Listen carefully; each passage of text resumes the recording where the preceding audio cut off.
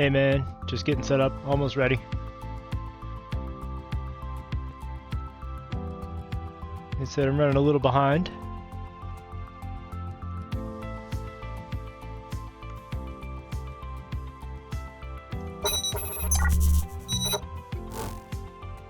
Yes, so figured I would check out Final Upgrade again. It's been a little bit since I played. Between like Dwarf Fortress and all the other things I've got going on in our multiplayer series, haven't really gotten to stream this, so I figured I would give it a day.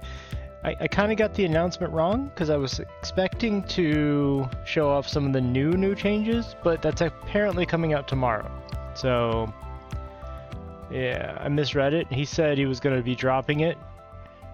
I read it as he's going to be dropping it today, but he's going to be dropping it tomorrow morning. So I might do another stream this weekend and cover some of the changes. It's some big changes. But let's get started.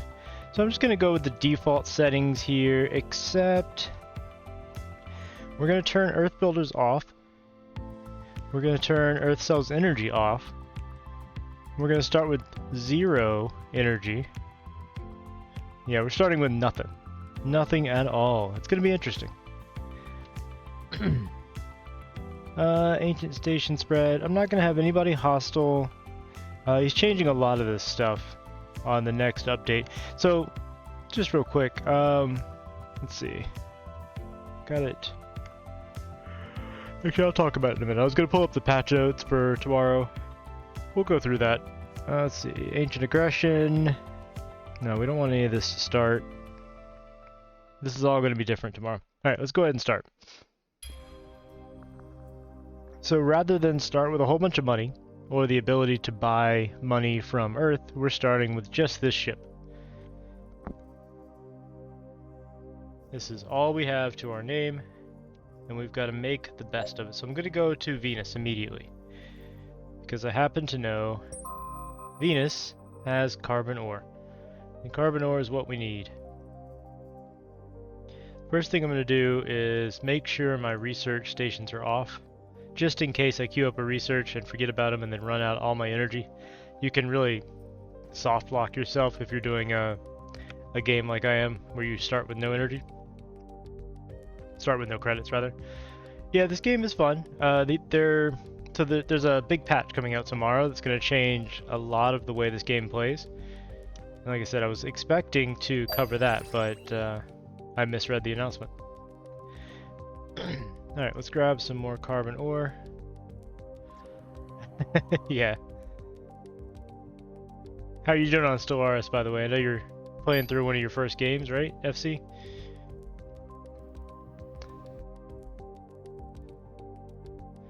Hey, Mist, how you doing? Thanks for stopping by. So we're going to take our flagship over here. I just filled up on carbon ore. We're going to claim this sector and make sure we're full up on iron as well. So now we'll talk about one of the new things that he's added recently.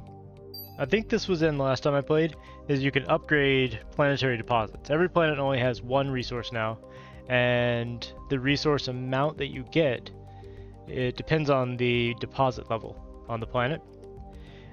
I think he is going to, in the next version, tie this directly to the level of the colony. So you have to upgrade the colony in order to get more resources out of it. So right now these guys just want iron, and I have lots of iron, so I'm going to start feeding them iron to make a little money.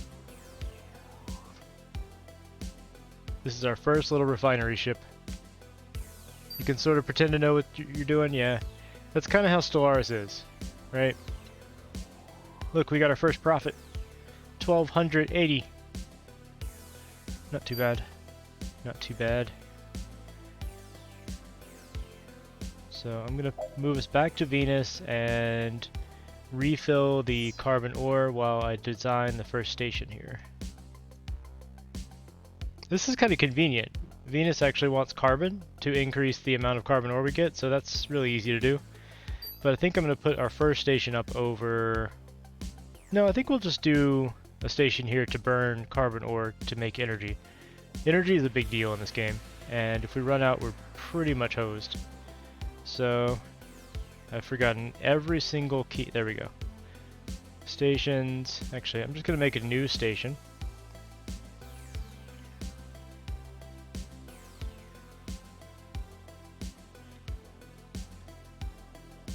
So, let's see.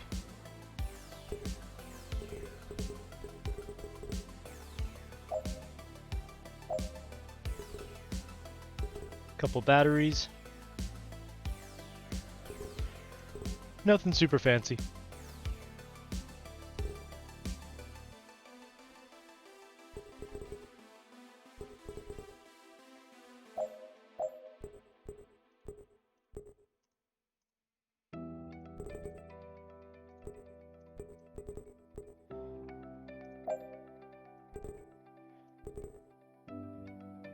We'll do something like that, and then we'll have, excuse me, a little area over here that burns up the ore for power.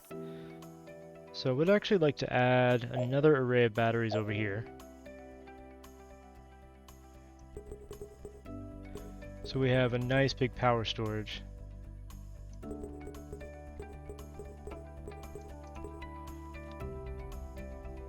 Ooh, that's gonna annoy me because it's off a little bit. I meant to do that on this row.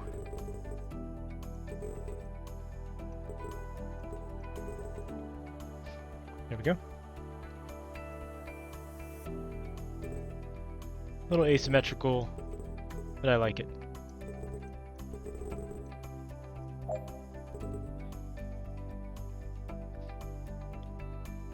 And I figured I would try this game designing my own ships, because my stations, because I've been using a lot of the pre-built modules in my last couple playthroughs, so I want to design all my stations myself this time, just to make it a little different.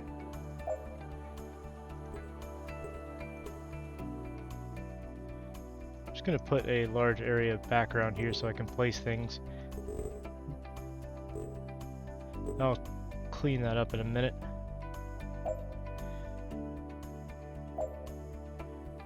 Let's see, power generators.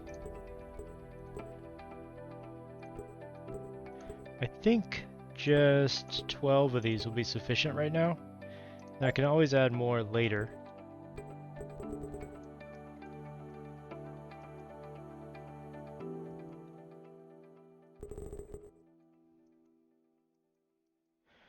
So another change that he's making is that the pneumo tubes will no longer just dump resources out if there's no wall there. If there's not a valid output and there's no wall, then they won't just dump them out into space. They'll stop. I think it's fine as a change goes. I kind of enjoyed sometimes accidentally dumping all my resources into space. It was funny. But I understand why people would be frustrated about that and why they might want that changed.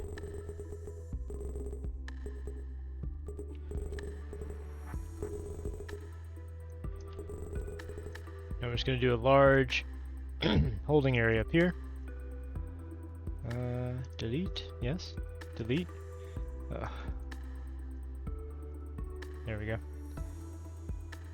Early access, expect bugs.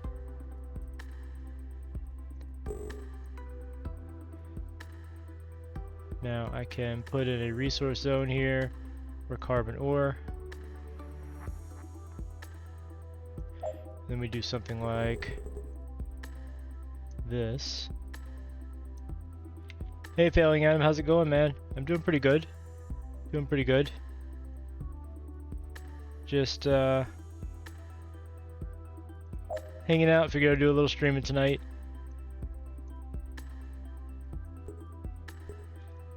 So we don't need the sides on this. It had been a little while since I played this, so I kind of wanted to see how it's going.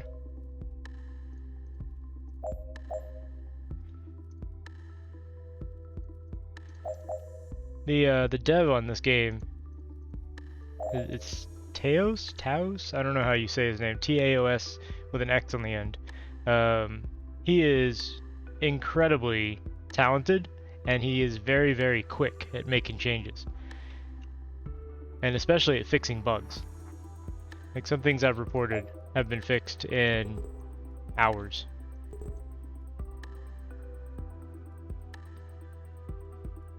Yeah, I think that's fine. Let's set all these to burn carbon ore. And that's a nice simple little power station. Save it. And we're already out of power. Let's go ahead and get some more. I'll go get another load of ore as well. So I started this game without any money and without earth builders, so everything is up to me. Just an extra challenge. There are much more challenging starts you can do in this game, but I'm holding off until the next big patch before I do some of those. Oh right. Wait, what did I do here? I put carbon ore in here? How did I do that? I didn't mean to do that.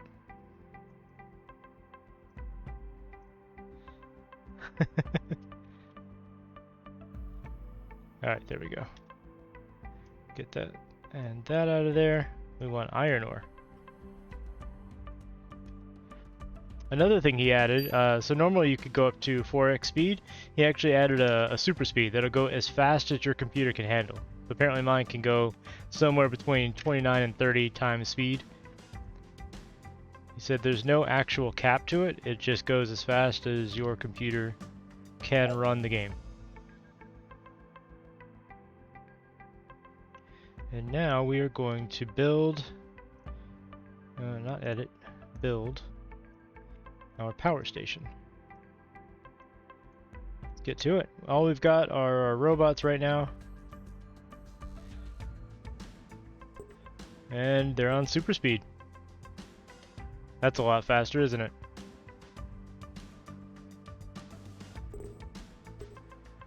Not too bad.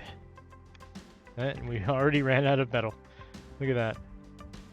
Alright, let's get another load of carbon, so we stay nice and high on energy.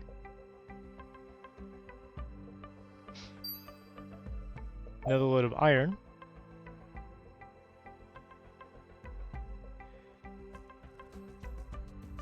Anybody who's not familiar with the beta branches that we're working on, working off of rather, this bar on the left side is the deposit's like local storage.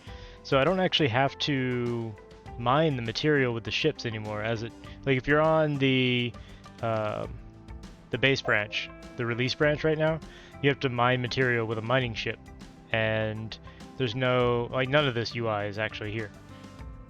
So it's going to be a little different if you're not familiar with this. If you have any questions, just let me know. But basically these mines have their own local storage that they slowly fill up, and the speed of extraction is increased by leveling the deposit up with whatever resource they're requesting.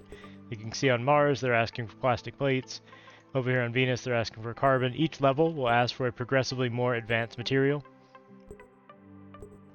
In addition, on the right side there's the colony interface. The actual goal in the next version is going to be just a specific population level across the entire galaxy. So no longer will you care about making a profit, because you're not actually supposed to be a corporate entity. You are an AI that was designed to go forth and aid human colonization, right?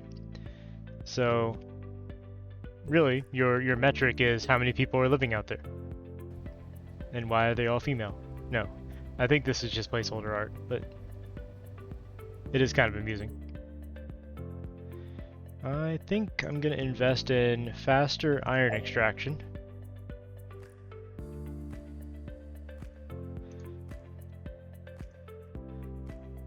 Now these do have a significant resource drain, so I'm going to watch carefully when I have it on super speed to make sure we're not burning up all of our power.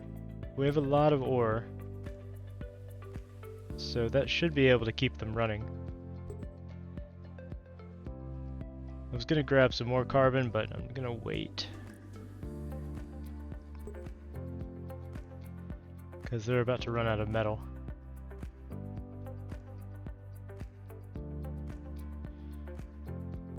Yeah, that is the last piece of iron that we have. We're mostly done though. the next thing we're going to build is a trading ship to bring the carbon up. Come on, finish your little... Okay, there we go. So let's refuel. The start is a little tedious, but it'll get going pretty quick here. Let's go get some more iron ore.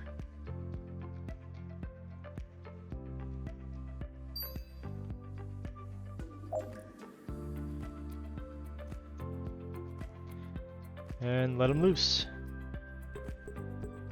You can only build at the speed of the extractor, that's why I'm trying to get faster iron extraction. There we go. So now this will be twice as fast, which we will see once we refill our iron again.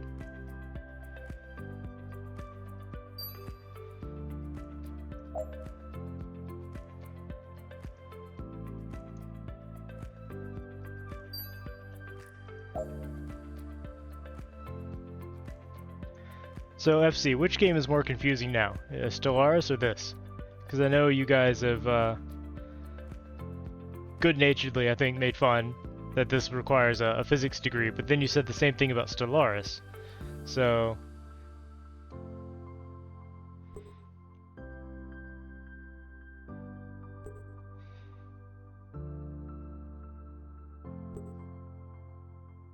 Stellaris is easy compared to this? I feel like Stellaris has a lot more you have to be mindful of. Whereas this has... I mean, it has a lot more moving parts, but ultimately this is actually simpler. Interesting. Contentious opinions. Fair enough. There are also a lot of things that can just end you in Stellaris. Some of them very difficult to mitigate, which is kind of frustrating.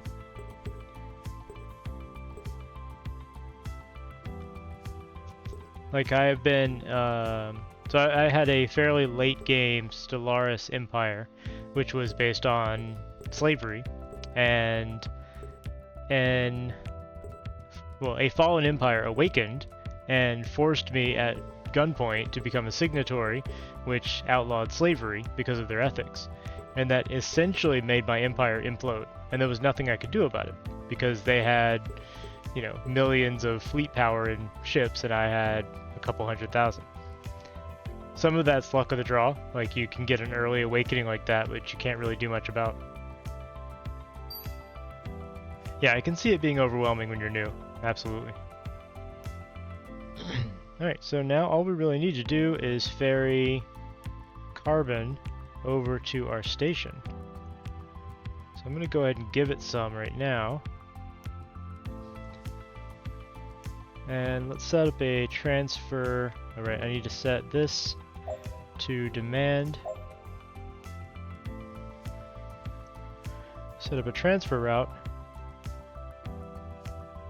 I'm just going to tell my little ship here for now to do trade. Never connected with Stellaris? Yeah, the soundtrack is great. Awesome music. I like Stellaris mainly for the storytelling, if that makes any sense. Like, I will make a race with a backstory and a personality that I figure out, and then I'll play the race to, you know, faithfully to that personality, even if it's not mechanically superior. So I don't always make the best choice, but I make the best choice for whatever personality I have in mind. Okay.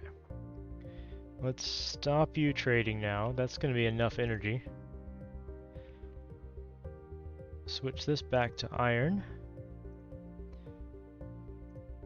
Oh wait, I need to first leave it on carbon and move it all into here.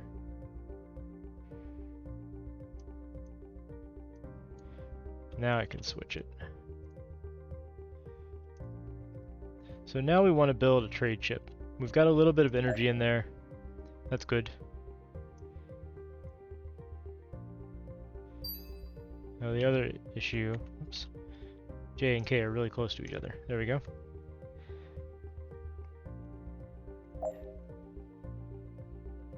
Yeah, I do agree about the music. Stellaris has a great soundtrack.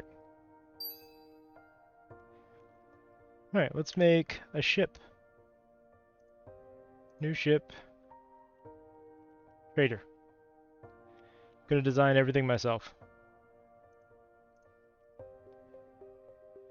Very simple. We're just gonna make a trading ship. Trading ships are big empty cargo holds.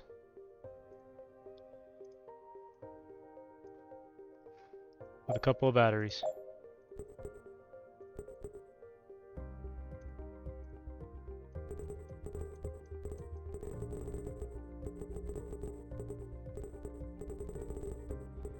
Didn't mean to add a little bit there, but it kind of looks nice, so I'm going to do it on this side too. Alright, well there we go. And for aesthetics, I'll put a hatch in. There, trade ship. Build it right there.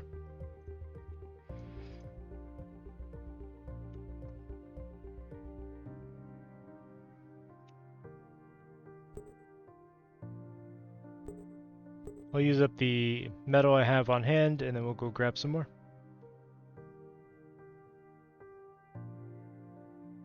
Because I don't think we're going to be able to finish it, but just... well, we may. I didn't increase the cost of walls, which is an option you can do if you want additional difficulty, but I find that it makes it a little tedious.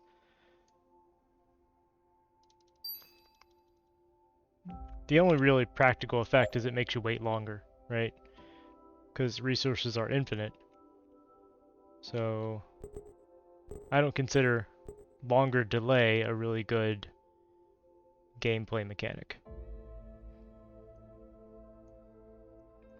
Yeah, let's fuel you up, and you now can start Auto Logic Trade.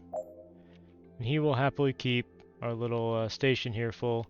And I've just noticed that we have a small problem with the pneumo tubes. There we go. Now this guy is freed up. I think the next thing I want is an energy carrier. So that when we build other things, the energy carrier will go fetch energy from our energy station. And you can see we still have very little money because I haven't been selling things to the state or to the colonies, but we'll get there. So, new ship, battery. Literally, just batteries.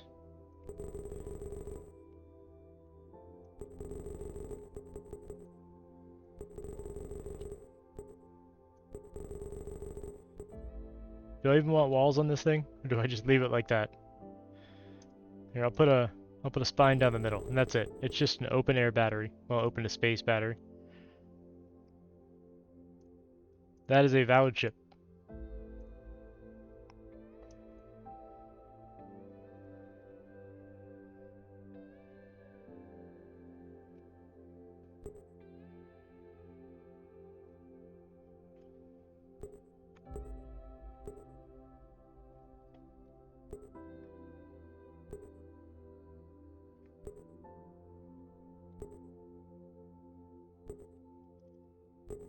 Speed it up.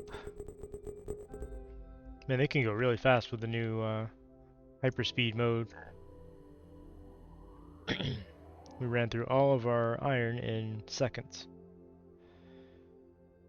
Once I get this energy battery ship done, I'm going to make the first iron foundry smelter place. Build it.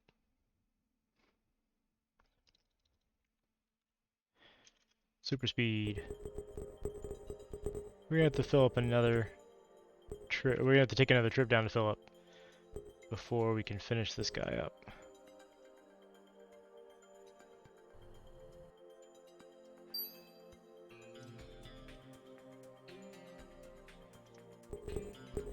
I think that'll do it. Yep. Alright, we'll give him a little bit of energy. Say that much. There we go. And now I'm going to tell him he's automatically an energy carrier. Yeah? Ah, he's not doing anything because we have nowhere to get energy. Earth doesn't sell us energy. That was an option I picked. And this guy is not set to give energy. So now that I have set him to give energy, our battery should show up. There it is. It's going to suck all the energy out of the station. That's fine.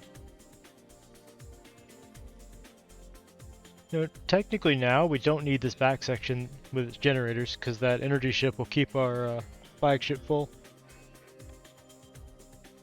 So I'm tempted to repurpose this. Let's fill it up with metal first.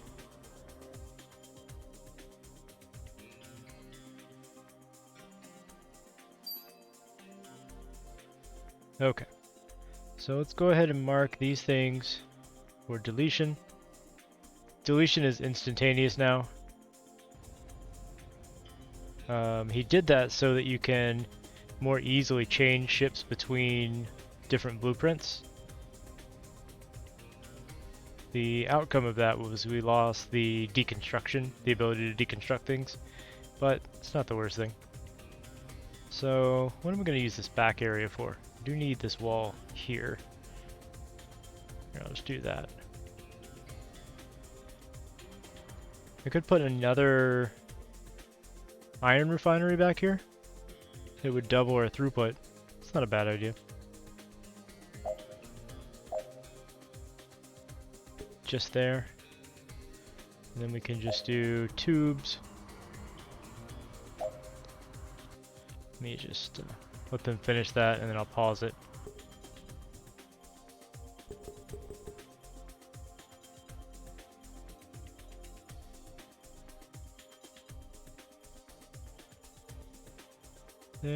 There, and I'll need one tube here.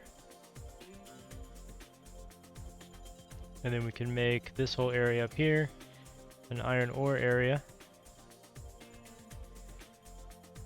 And down here, another iron area. It's gonna clip into there. That's fine right there.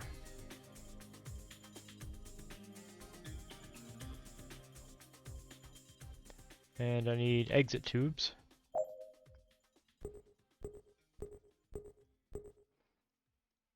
And I need to tell you that you are making iron, and that's pretty much it. They're gonna go build that real quick. Very quick. Let's just, if I drag this onto here, yeah, there we go. Perfect. Now we're making twice as much iron.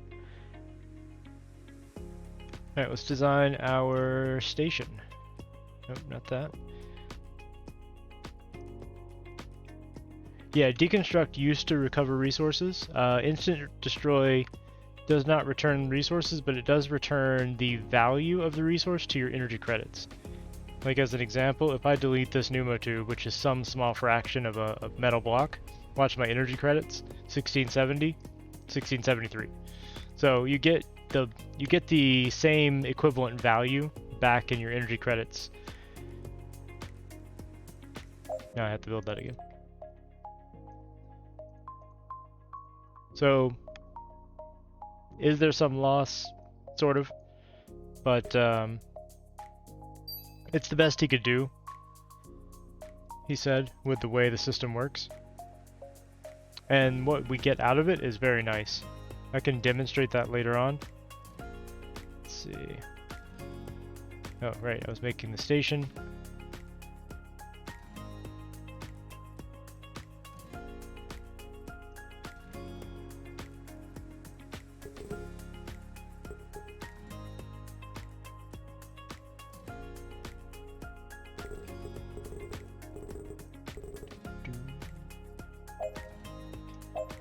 So I'm just gonna make this.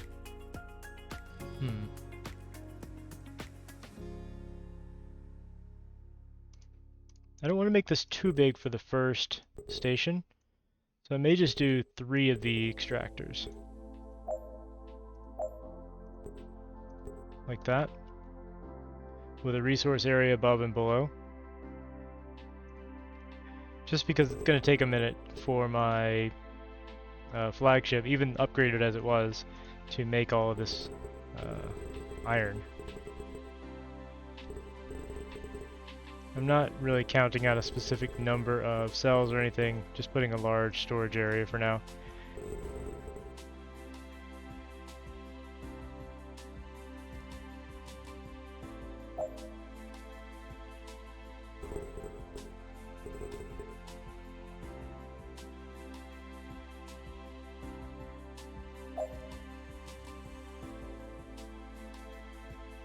So all of these are pointed down, and then they go inwards.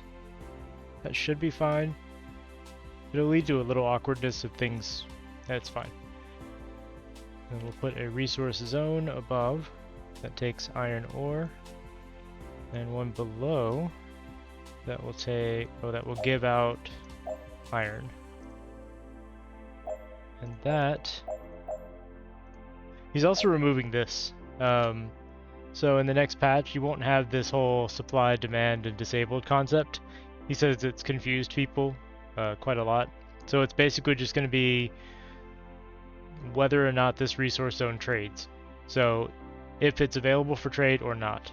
So it's going to be either disabled or an option that combines supply and demand.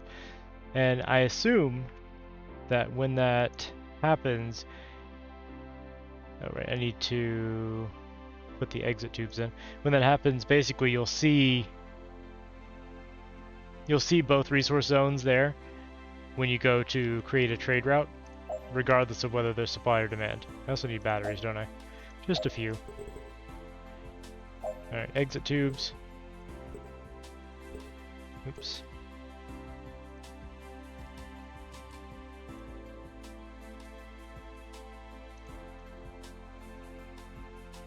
There we go. That should be a fine station.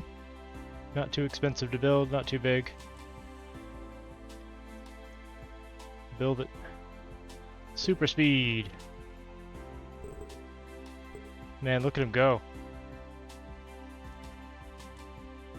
See, our battery ship came over and refilled us. Not all the way, but it did refill us.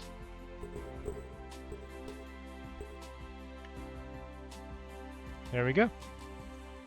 Now we just need another trade ship to supply this thing with iron. Battery's doing its thing. So let's go to our custom ships. Not the battery. Trade ship.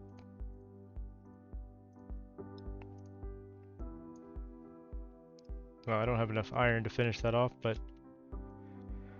here, before you guys go, let's go ahead and grab some more iron. See, our storage down here is full, so they have 10,000 to pull from, and that's way more than we need now. But later on, we'll definitely exhaust that. Alright, you can get started. Then we'll just have a constant supply of iron here. We won't have to worry about it.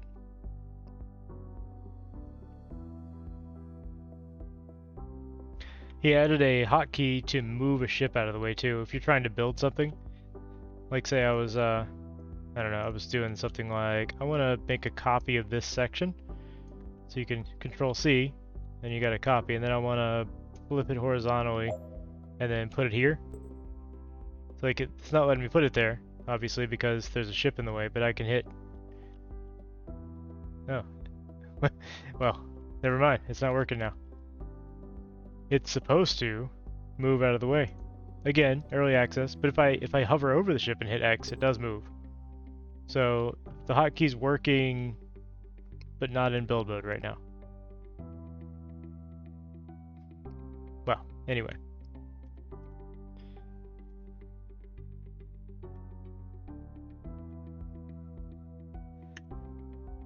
So yeah, anybody who's familiar with the game now, that's one of the big changes, is you don't need a mining ship to go pick up the resources. I've seen a lot of people still building mining ships, and they do work, but you don't need them. And the only thing a mining ship is that this trader isn't, is it has robots. It used to be you needed robots to go mining resources off the planet, now you don't. This fellow right here can handle picking up iron for me just fine. Make a trade route. Auto logic, trade. He'll run off. Oh, he got a little refill before he did. Now he's gonna run off. He's down here, and there he is. He's shuttling the ore off, and I forgot to tell these what they were doing. There we go. Now they're gonna start popping iron out. And so now I don't even need these smelters on my ship here. So let's go ahead and get rid of those. Because anytime we need more iron, we're just gonna go grab it from our foundry. So I'm gonna delete this resource zone. I'm gonna drag this one across, make it larger. Delete this one. Drag this one across. And what we can do now is just you drag the core of the station onto the ship if you want to fill all of its resource zones at once. Or vice versa. If I wanted to fill a resource zone on the station with the ones on the ship, example, if I set this instead to demand and I wanted to refill it, drag the ship core onto the station and it'll empty from all of its resource zones. But right now there's a circular trade going on because I told it also to fill from here, so it's a little confused. So I just broke it. If I tell you to move, there we go.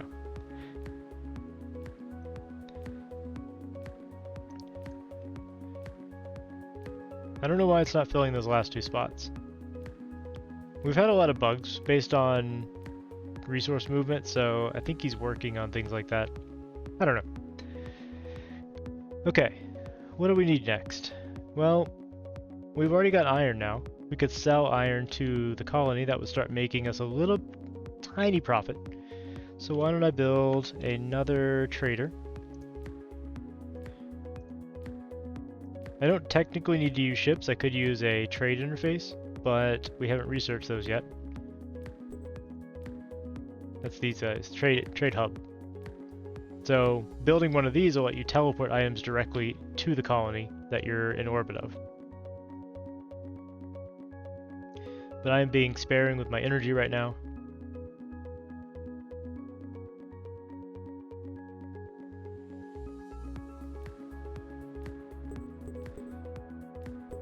Now, I very likely did not need a third trader running around, but just in case, oh, I still have this guy set to demand. You are supply, okay. Just in case they get swamped later on, I built the third one, and now they will start taking iron down to the planet, and you'll see it will make a nice little profit. It'll pop up over here as soon as he's done selling. There, we made 2,688 EC. It's not much. It's really not, but it's going to start helping them level up. So anything you trade down to the colony goes into storage over here. And they use it up at the burn rate over here. So right now they're using iron at 0.25 per second. We're supplying much faster than that, because each of these is, what's the operation time? Does it say on here? It says it somewhere. There we go. So production cycle is 4 seconds. So we're making a little less than 1 iron a second, because we have 3 of these going, each of them taking 4 seconds to process. But we're going a lot faster than this. That will eventually saturate their demand though, and then they won't accept any more iron. Now,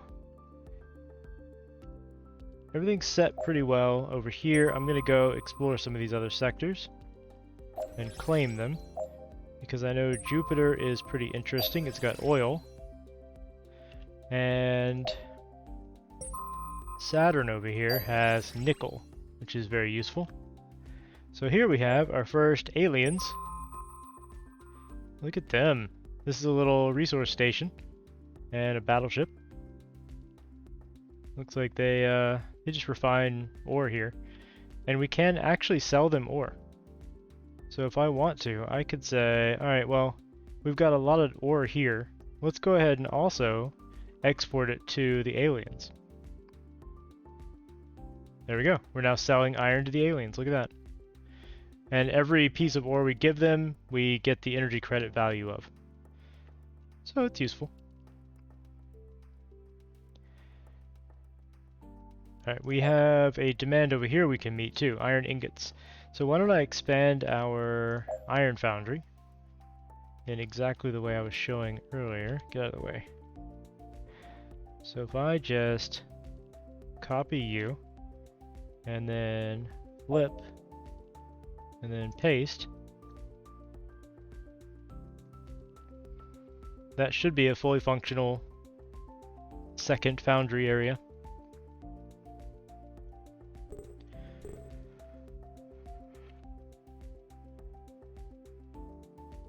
Now, one thing I would really like to get is construction cannons up here. So I think I'm going to start researching up towards them. We have energy, so it's not too much of a burden now.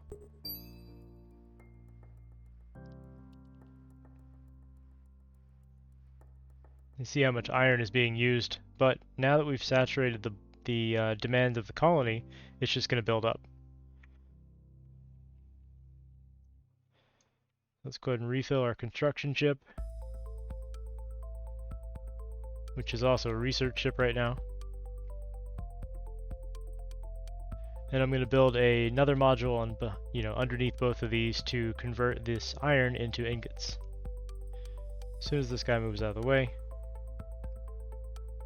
go away. All right. So let's see. How do I want to do this? They're essentially the same size as these. So if I place, I don't have them yet. I haven't researched stampers. So if I research iron ingots first, then I'll be able to do that. Let's just speed it up a little bit.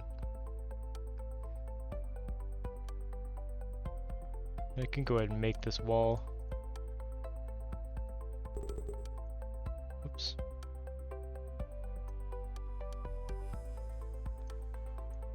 It's a little glitchy when I'm trying to build at super speed, apparently. Haven't actually tried to do that before. Delete that. No, not really. No downside that I know of. I don't think you're going to be able to do it in the next version. At least there was something in the patch notes that seemed to indicate that.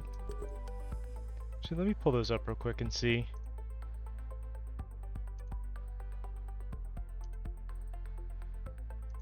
Let's see, announcements. So the biggest change is he's removing money entirely. Colonies, let me unpause this so I can do the research. Colonies now provide memory for the AI. So right now, if you want to research more technology, you have to purchase memory. In the future, you're going to get that memory from colonies instead. He added an option for peaceful mode when you're starting a game, so there's no enemy factions at all. Good. Let's see. You can change the damage multiplier, etc.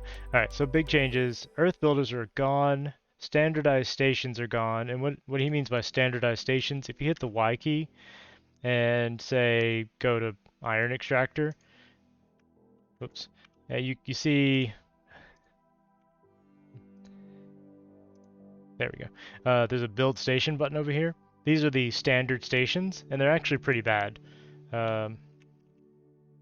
I don't know if I can look at the design without building it,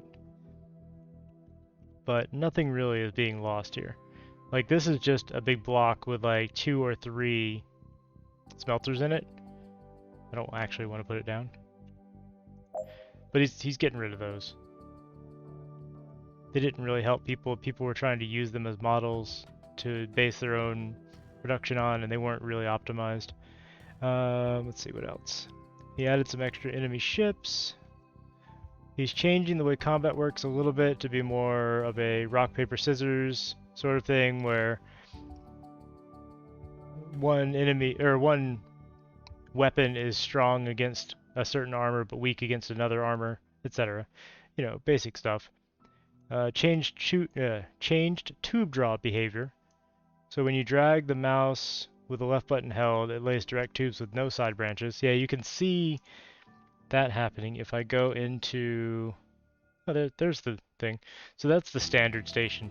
it's not bad, but it's not optimal. Like you can see these bottom furnaces weren't actually getting any resources. And that's just because his designs haven't taken changes into account that he's made over time. So these bottom ones are just wasted. But like if I wanted to make a new station as a test and place a pneumo tube, see it says hold shift for direct tube. Well, if I hold shift and then start dragging, for some reason it makes these initial branches. And it's not supposed to do that. Like if I drag without holding shift, it does that. And that's what he's talking about with the patch notes. In the future, it won't make this little branch. It'll just do a line like this. If you start dragging on something with shift held, it does the correct thing. Also, that's another one. So if you do a turn, it's not supposed to make these little side branches. Just a little quality of life things. All right, revert that. Delete that. And he changed some recipes. I think that's pretty much it. The big one is no more money, and yeah, change the goal. Because the goal right now is just to make money, to attain these different, I don't know, achievements, goals, ranks. Does it make sense to give a rank to an AI? I don't know. It's not a military. But these are going away too. So let's make our stamper. So I'm just going to mirror the setup above.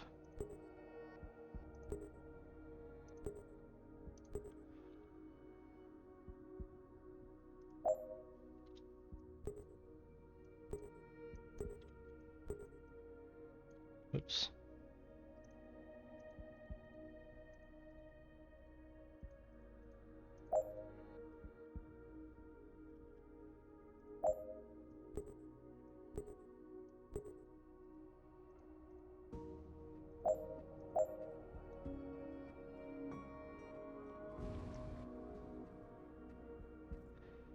Now I can delete these. It's going to get rid of all of our iron, unfortunately. That's okay.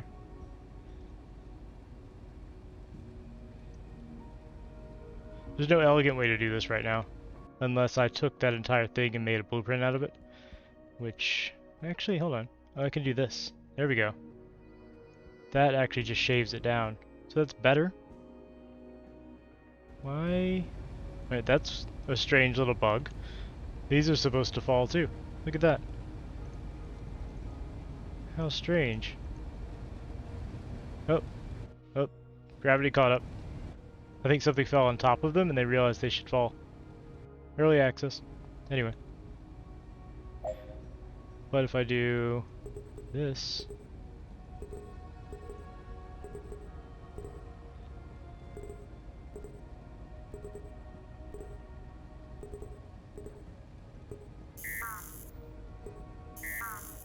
Okay, let's build that before I lose all of the iron.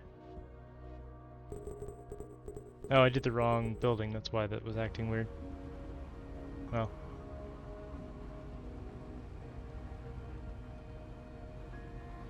I picked pneumo tube joints instead of pneumo tubes.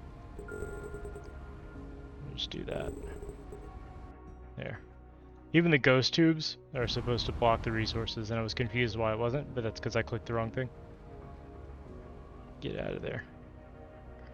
It's interesting that the blueprint wall is now stopping them, where before it was falling through. Just some inconsistencies in the behavior.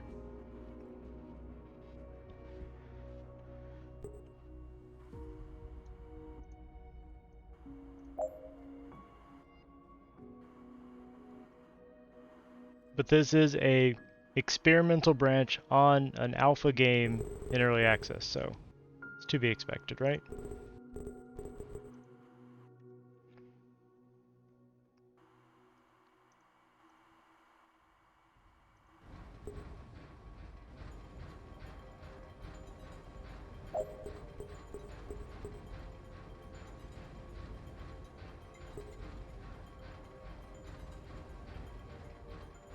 Okay, I think that'll work. Let's throw these. Actually, I'll just throw these into here so they get used.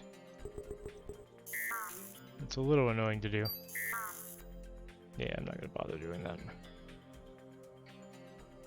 We'll just make a large resource zone and tell it to clear itself of anything that's not supposed to be there. There we go. Ah, right. Close those off. We'll fix the tubes over here now.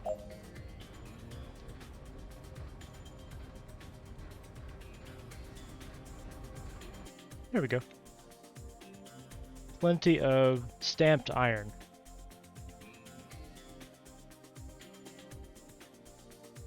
Let's set this as a supply. And we can tell our friends, the trade ships, to start running. Why are they demanding it? Oh, they have a secondary demand for iron ingots. Okay, sorry, I was confused there. So colonies will have a secondary demand sometimes. It's temporary. So when you fill that secondary demand, it goes away. So they only want 500 and no more. But we can go ahead and supply them and supply those guys. Our traders will start sucking up the iron ingots.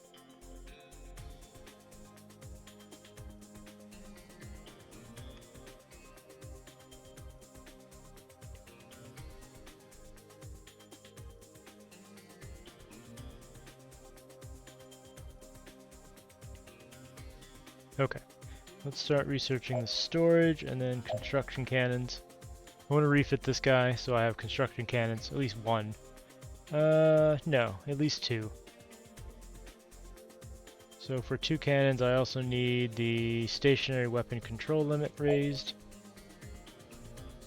As you can see, that's queued up a good third of our memory.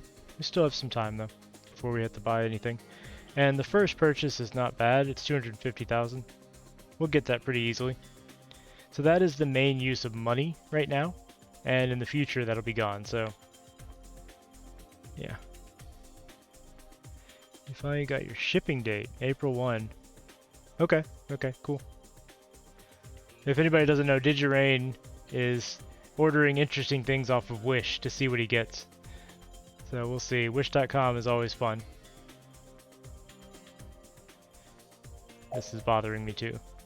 I need an extra battery. And why don't I put a hatch on the bottom so the robots can get in?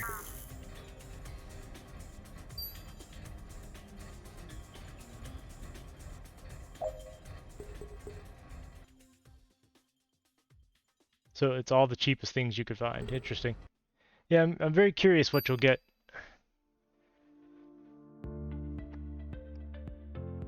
It's always fascinating looking at websites like that. Because logically, you know, it can't be quality merchandise, but they make it look pretty good, and you have to wonder, like, where are they cutting the cost?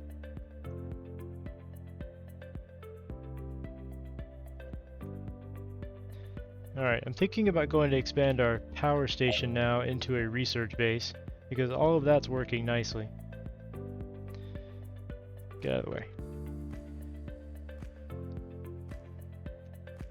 So I may double up on this, like build another module for power. I think that's a good idea, and then build a research bit under it. You get out of the way too. Research is really simple. You just place these research stations, they suck up power, and they make research. So there's no reason not to do a gigantic blob of them. It might be interesting if you had to manage like heat or voltage or something, but really research is kind of boring because there's not much to do with it. It gives you fun things to play with, and that's about it.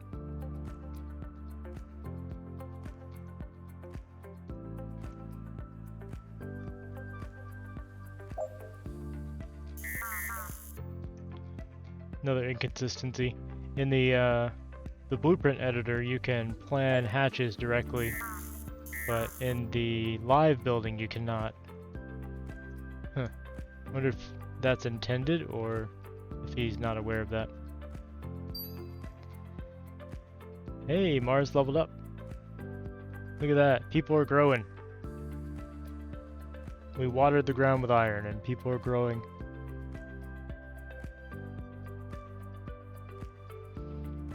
I definitely need to scale this operation up some, especially the stamping. The stamping's very slow right now.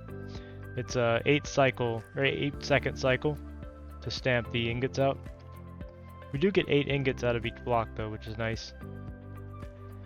That only really matters because this is actually 824 stacks of ingots, but some operations do consume ingots one by one. Notably like generators burning carbon ingots. They consume each ingot. So a stack of ingots actually lasts a lot longer than a block of carbon. Here, let's just super speed this.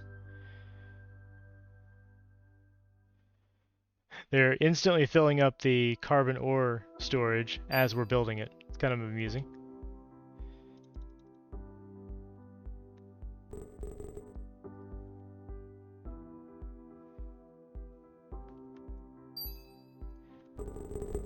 Oh, we had a colony request for iron. I'm just going to auto route that. They'll automatically set up a reasonable route from one of our iron storage nodes and fulfill it as soon as they can. Iron is something we have in abundance, so it should be pretty quick. We've unlocked the quantum storage now, which is always nice. So I may upgrade some of our stations to take advantage.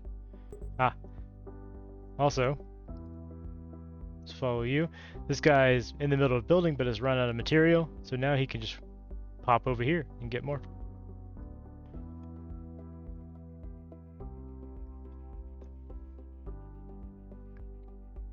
There we go.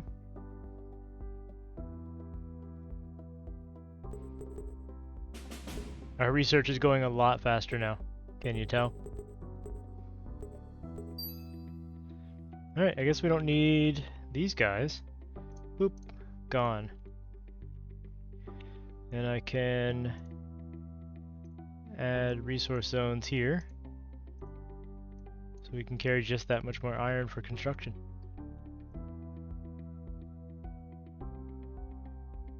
So are we net positive or negative on energy? In case you don't know, to get this view, hover over the core of any object and you can, while holding Alt, and you can get a readout of what's going on. So it not only shows like the stats for the vessel or station, but it shows what it was doing, like what its AI was doing. So you could see where it bought some iron from Mars and then did the construction. Things like that. This guy is buying carbon ore. They call it buying behind the scenes. It's not actually paying anything for them. But it would be if those purchases were coming from like the aliens. Because technically, if I want to, I could actually purchase iron from the alien station. Do I want to? Maybe. I mean, I could set that, and then in theory, one of my guys will go up here and grab some. Let's see if it happens. I think I'm producing enough, but no, they just grabbed some. There we go.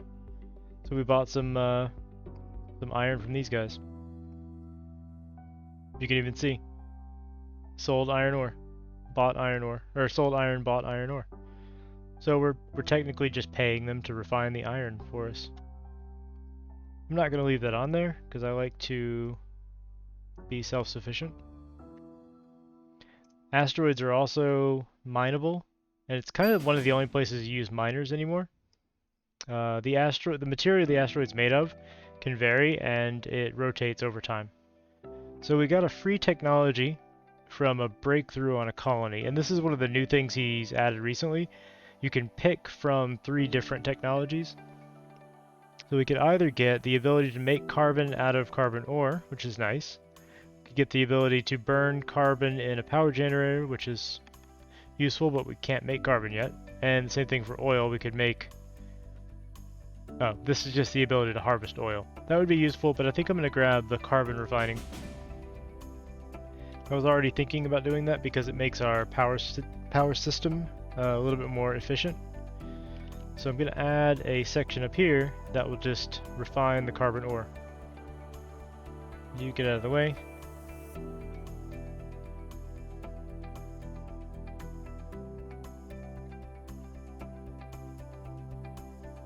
I'm just kind of roughly making these areas, whatever size I feel is appropriate.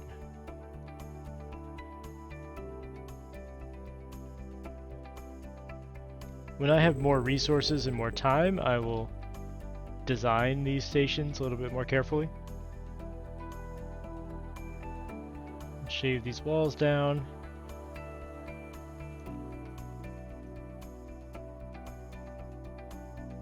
Ooh, that's a bug. You're not supposed to be able to pull the walls out from under a hatch. I should report that. I'm just gonna set a clip and I'll send that to the developer. That is definitely a bug. I'm not sure how he would want to handle that. Probably he would want the hatches to be deleted. But I haven't seen him mention that, so I'll send that to him. Okay, so what we're going to do as far as changes, first I'm going to disable these so they stop taking in ore. I'm going to let them use the current ore that's in there. Well, it spilled a little bit. Get out of there. Now these are going to be carbon. I'm going to shrink these down a little.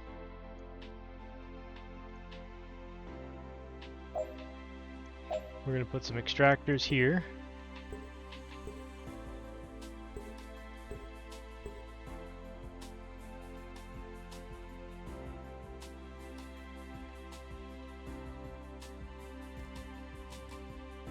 Okay, this is bothering me, so I'm just going to build the walls back up.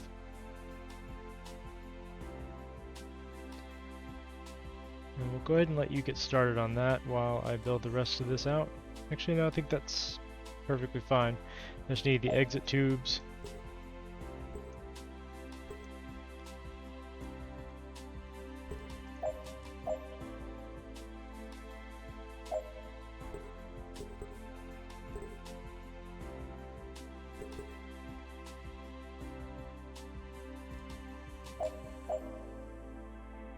I need to tell you what you're doing. You are making carbon out of ore. And we'll put a large carbon ore zone here, which will be a demand, and they will immediately start filling that up, watch. Well, yeah, there we go. Okay. And we'll switch these guys over to burning carbon, but we can't just yet. We need to research the ability to do so. Electricity from carbon. There we go. See how much faster our... Okay. Ah, I didn't do the input tubes. See how much faster our research is.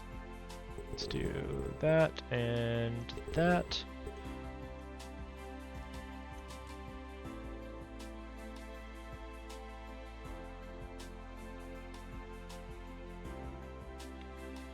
And then here, here, here,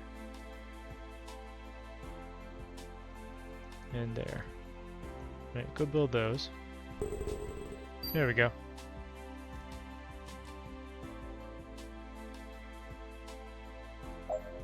There we go. Much more energy coming out of those now. It's burning them so quickly that they're not getting to the lower generators, which is poor design on my part, but there's a reason for it, because once we step up to the carbon ingots, they'll take a lot longer to burn through. Okay. Gonna increase the number of batteries on here too, just so we have deeper reserves.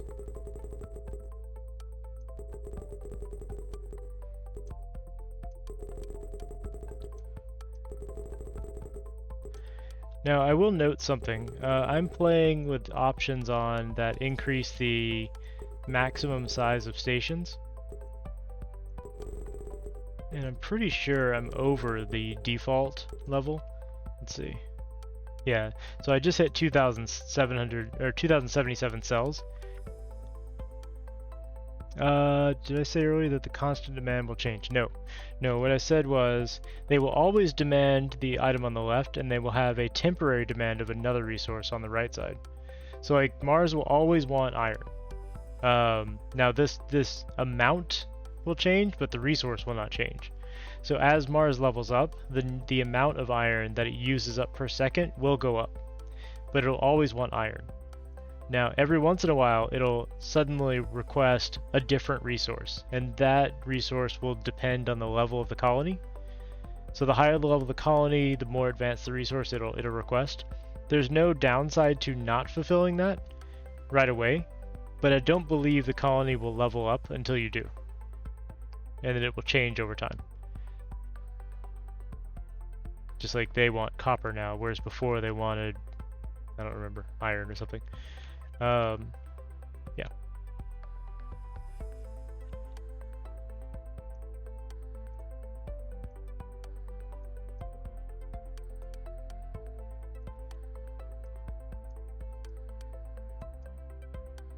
Hopefully that made sense.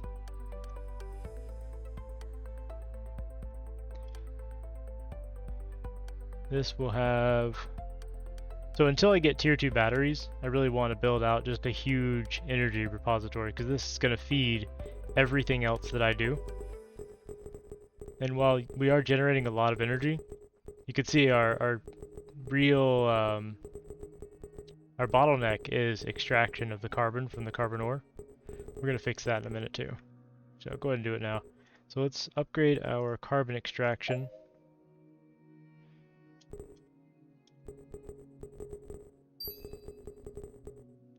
There we go.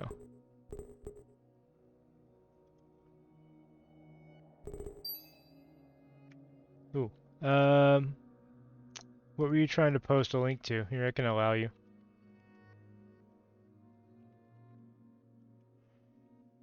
Did that work? Hold on.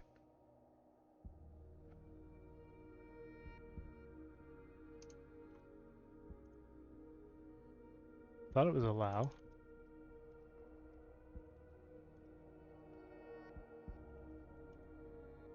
Huh. Yeah, I'll just turn off the moderation for a second. Sorry, we've had people posting links to nasty things, so there are a couple bots that just cruise around to different channels. Give me a second. No, I don't think it times out. It just stays there until you can fulfill it.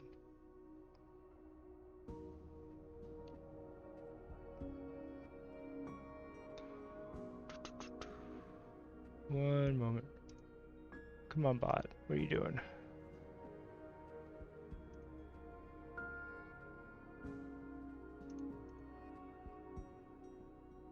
Trying to figure out why link's not working. Or allow.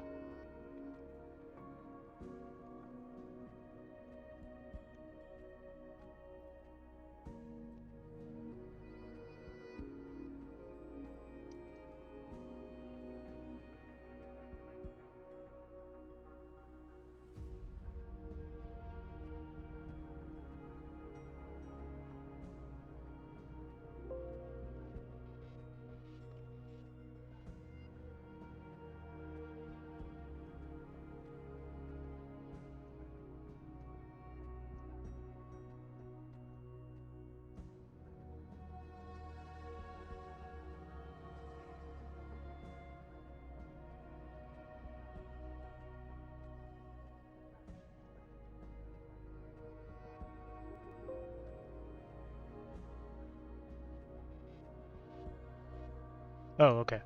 You weren't trying to do a link. No worries then.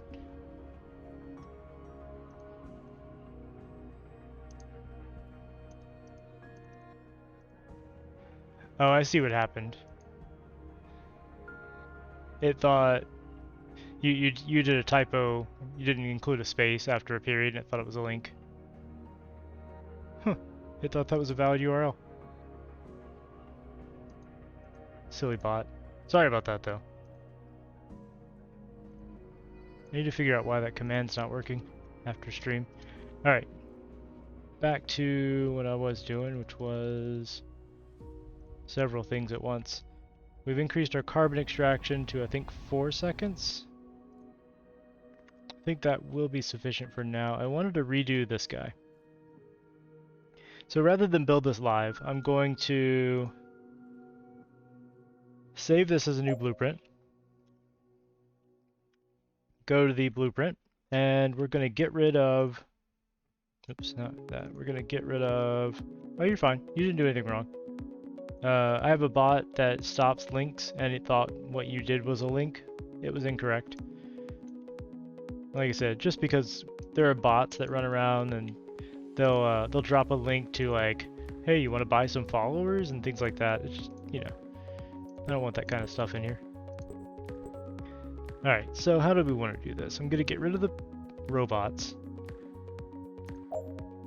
This will allow me to show you the upside to the instant delete, which will let you change ships between different blueprints really easily.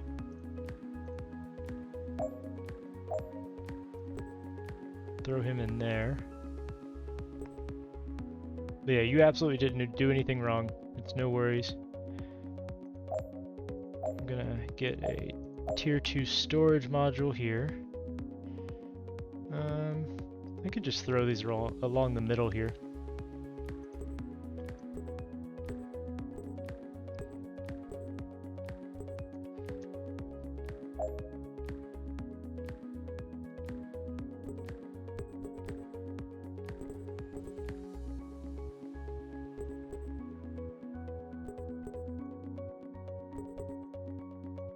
So storage, the quantum storage rather, is it's like, well, it's compressed storage, right? So this one block, instead of storing 9 units of cargo, can store 100 units of cargo.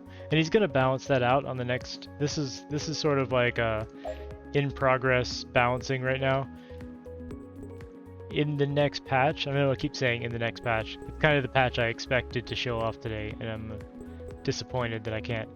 But he's going to change these so that they have a slowly scaling amount of storage instead of jumping from, you know, 9, 1 per square, to 100.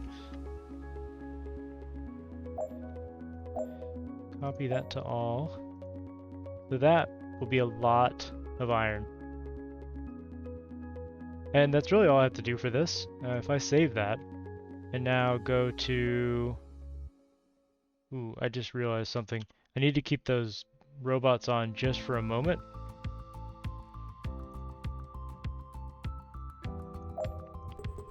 I'm just going to keep 6 of them on there.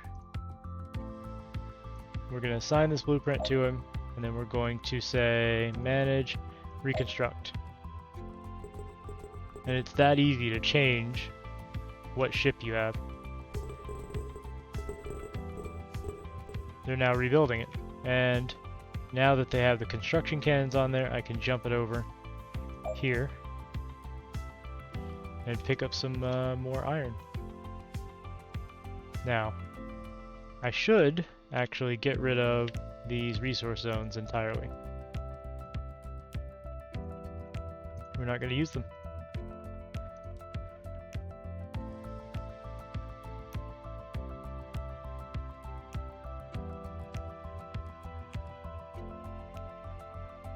I don't really care that there's a couple of iron left on there, but I'll clean it up real quick. I don't know if you can... No, you can't. Alright, just get out of here. All of you. Don't care. Iron's cheap.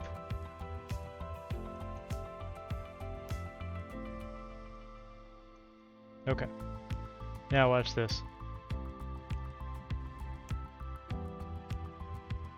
This one ship is going to take all of the iron we had in storage. And not even be full. Isn't that great? I love these things.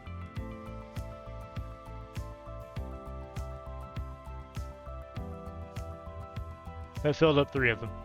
Don't even think it's full. Yeah, it's at 95. So let's build, I don't know, Just as a demonstration, I'll build another battery ship. Can never have too many batteries. This is how construction cannons work. I'm gonna get rid of the robots too. There's nothing the cannons can't do that the robots can, so there's no real reason to have them anymore. And the cannons are a lot faster.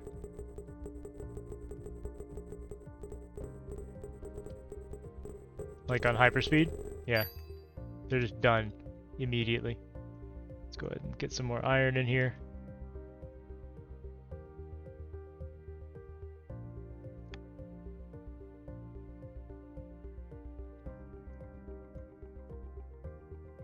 There we go. You, auto logic, you are also an energy carrier. And what do we want to do now? Is there anything specific you guys want to see? I'm just going to go and scout a little bit, claim some sectors. There's carbon and oil. Or sorry, there's oil here and they want carbon. Oh, that's another thing we can do. Over here, since we have, well, we don't have a, I was going to say since we have carbon here, but we don't really have a backload of carbon. Once we speed up our extraction and we can actually build up some carbon, we could use it to increase the level of this planetary deposit because this one requires carbon. But not something we can do yet. What I would like to find is a source of copper.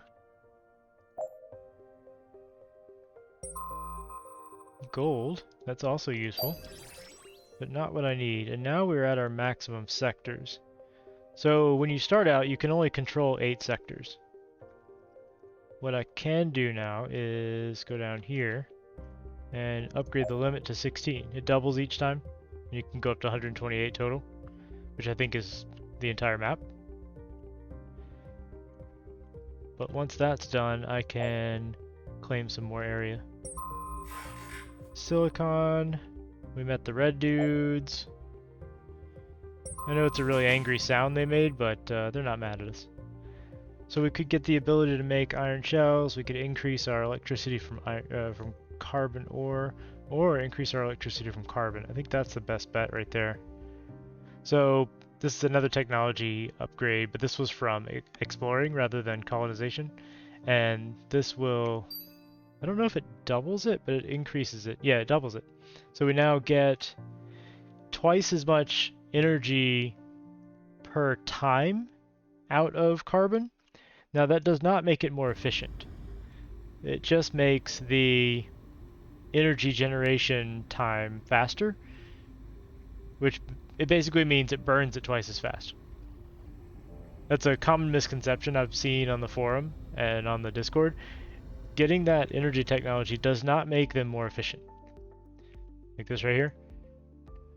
This one does not make it more efficient. It burns the fuel twice as fast. So you do generate more energy, but not more total.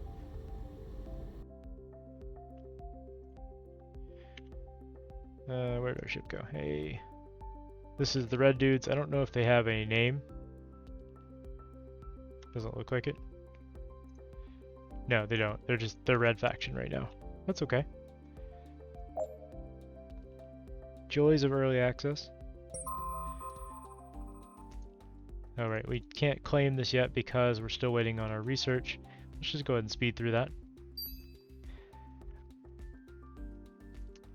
So in the settings that I'm using, they do not expand and they do not aggress you because I have them set to peaceful. So like this says faction aggression level, but I have these all set to peaceful, except the ancients. You can't make the ancients peaceful, but they don't expand either way. If you have the faction aggression setting on, they will send invasions at you, which you can build defenses or fleets to take on, but they still don't claim territory. So you can take all the time you need either way as long as you can withstand the invasions. And if you don't have aggression on, you got all the time you want. This is a very chill game. It's a very, I don't know, it's really zen for me. Like I just like to build it and kind of automate things. I play this game for hours. Man, there's no resources. I'm trying to find copper. Let's see what's over here. This has just got water. Makes sense. It looks like it's an ice world. Oh, we got another exploration breakthrough. This will let us mine copper, which is what we're going for, so that's nice. But we still haven't found copper. Alright, let me go claim these as I go. Well, no, that doesn't make much sense, does it? Let's find the copper, then we'll claim out to it. Copper! Alright, cool. So we're gonna have to go all the way out here to get copper. That's not a problem.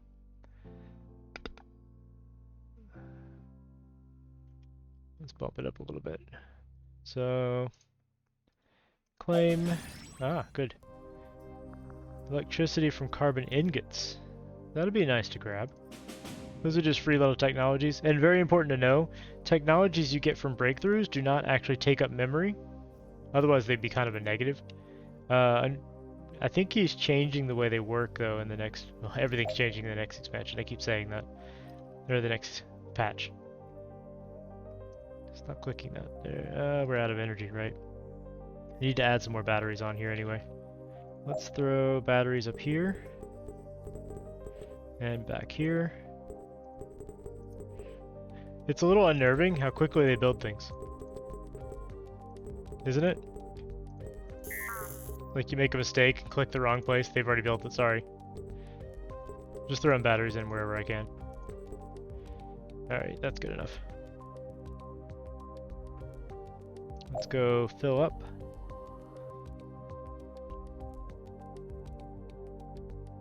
I can't do it that way. There we go.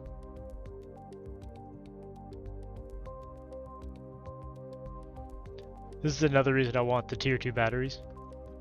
When the game dev mentioned peaceful mode's coming. Oh yeah.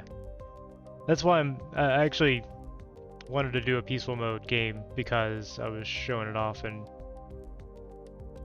I don't like to rush on stream, especially in games like this. I like to just take my time. And honestly the combat's not that good yet. So he's planning, update 1 is supposed to be about the economy, and he's been doing massive changes to the economy and how it works. Update 2 is going to be a pass on the warfare and combat system to make it a little bit more nuanced and interesting. So I really don't do much combat anyway right now. But yeah, the game is very chill, and I really like it. You can take your time, you can make your perfect factories and distribution networks. Colony established. Ooh, faster carbon extraction sounds very good. How does that affect our... Oh yeah, look at that. So now it's a 2-second cycle. It's good stuff.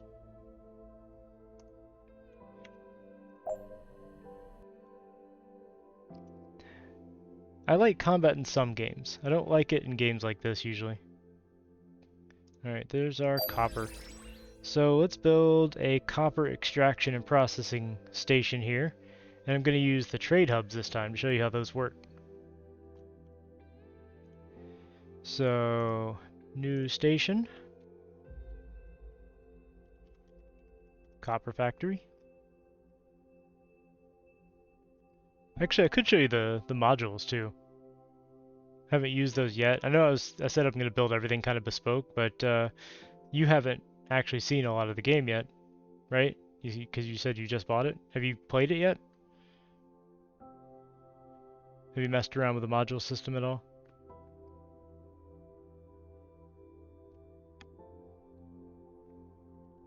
Why don't I do that for this one station? Let's remove that. And we'll build, oops, station, build this guy right here.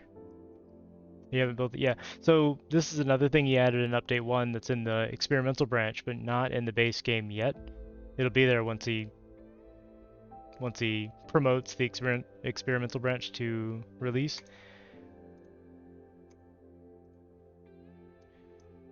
So what you can do, once you have a station,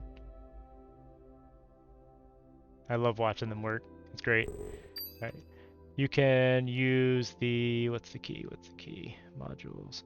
Module auto placement. So you go to here, you hit C or whatever, click on one of these points, and you can place a module. So let's say I want an extraction module that goes down. And then here, I want a resource storage zone, sure. And then down here, I want a stamper module that'll make ingots. And then down here, I want another resource storage zone. Actually, I want one without an exit. Just that easy, right? Now, realistically, I should probably put a storage area here too for the copper. So let's erase this up to, I think, here, and do that. So that'll store copper, and then we'll do the stamper. Oops, that's extractor. It is cool, right? That's why I wanted to show it to you, because it makes it really easy to get started. I thought you would like it. And then there, I have a station. That'll make some copper right there. Now, obviously, these are not the optimal layouts, right? He left it intentionally unoptimized so that you have to improve on it later. But these are great as a starting point. So I'm just going to let that do its thing.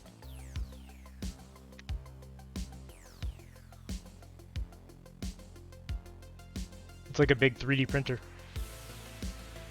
Oh, I guess it's a 2D printer. It's a 2D game.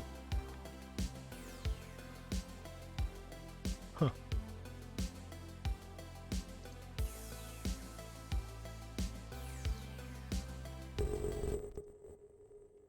Ooh. We bugged out the sound a little bit. Let's slow it down. Too many sounds made it mute itself or something. I don't know what happened there. We're almost out of metal, so it's going to jump back over here. Yeah, the building cannons are great. I love them. They're a lot of fun.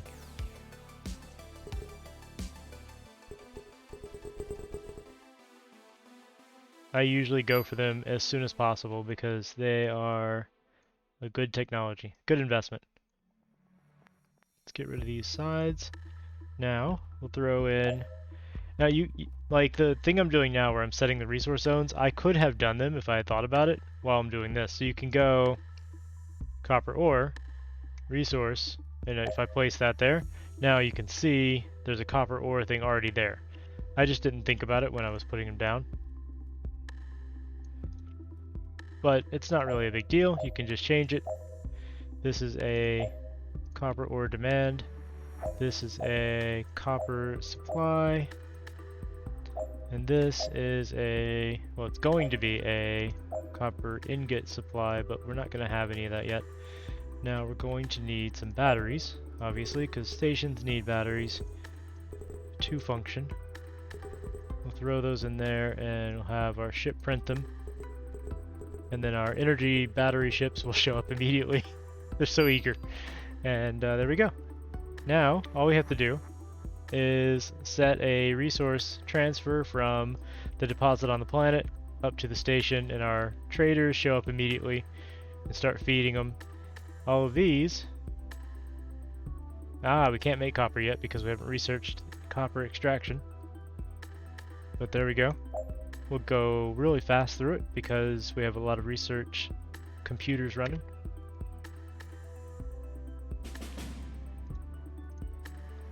Now we can make copper. Look at that.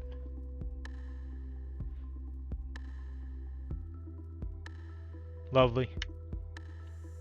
And we can set copper transfer from the supply here. Okay, nobody's really wanting copper directly. I mean, I bet some of these alien stations are, but we can then research copper ingots because that's what they actually want. Now you can see this is a 1-star colony. So the planets have a quality level. The further away you get from, it's not really a quality, I guess. It's like a, I don't know. These stars indicate that these are more expensive. They are also higher level. So any colonies out here require a higher level good to progress. So these guys actually want a finished good multi-tools, which we haven't even seen yet.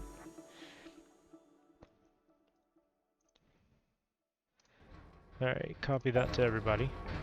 But for now, we're just going to use them to make some copper ingots.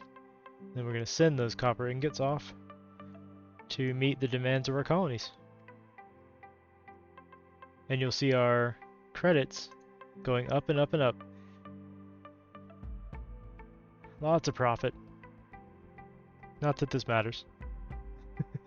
Because I keep saying, next patch there's going to be no money. Instead of money, you'll be rewarded with memory in order to continue researching. Alright, well, they will eventually meet all of the copper ingot demands, but it's going a little slow, don't you think? So why don't I scale this out? This is the other thing that the building system can do now, which is very nice. You can just take this whole thing and do something like this. Make sure I'm lining that up right. There we go. Now obviously, again, I have settings enabled because I have a pretty good computer that bump the max station size up to 16,000. By default, it's down here at like 2,000 I think, or maybe 4,000, I'm not sure. But I leave mine at maximum because I like big stations and big factories. And then he will slowly print that out, and as it's being printed, they'll start filling it up and it'll start working.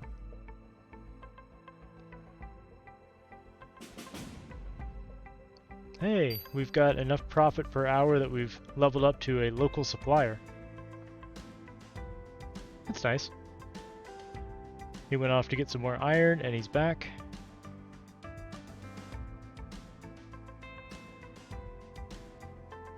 So you can see it's a pretty neat game. Like, I haven't had any real issues so far, even when I started with absolutely nothing. Like, I just started with a ship. We've already progressed pretty far.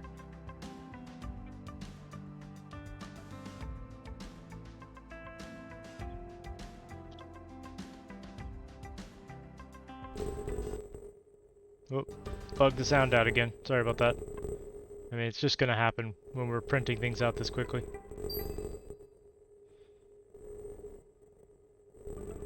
Looks like all it does is really stop the music for a second, so... Look, they're already spitting out ingots. Okay. I think I want another construction ship or two as well. So I'm going to... Let's save this as a blueprint. Oh right, we already have one. Custom ships. I'm going to remove this blueprint so I can save my changes that I've made as a new blueprint called this. Then we're going to edit said blueprint. We're going to get rid of the robots entirely.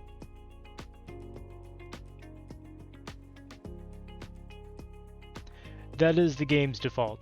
The raw resource on every world is infinite. You can't exhaust these. So the places that have oil, they have unlimited oil. The places that have iron, they have unlimited iron. You don't ever have to worry about running out, essentially. Which makes sense. I mean, it's a planet. You're really not going to mine out a planet.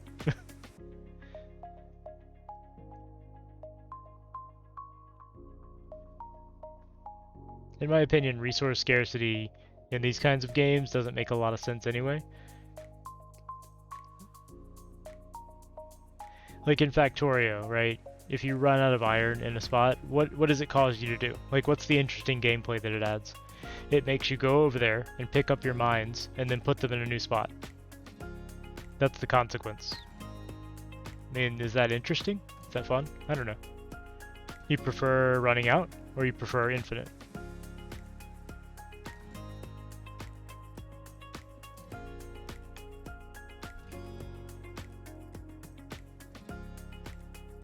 Anyway, so I can go ahead and update you. That'll get rid of those guys. And then I can build a couple more.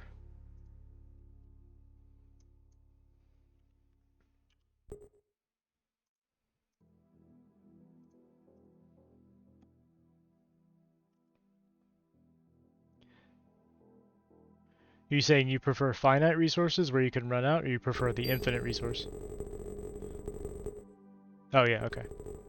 Yeah, same for me. I don't think it's like it makes sense in some games, right? If it's a competitive game, running out of resources can be a drive towards, attacking the enemy or expanding into hostile territory. If it's an exploration and survival game, making a resource scarce encourages the player to go explore, right? And find new sources of something. But in games like this, where the focus is building logistics setups and factories and things like that, I don't think it makes a lot of sense. Because all it really does is make you move, like you relocate your production center to a new deposit, and that's it. Then you reroute things and you're done. That's why, like in Satisfactory, I really like that the deposits, they have grades, but really you're only worried about the throughput, right? Like a low grade deposit is really annoying because you don't get as much iron out of it as a pure deposit, but it never runs out. All right, so now that I have 3 construction ships, I'm just going to set them all on auto build.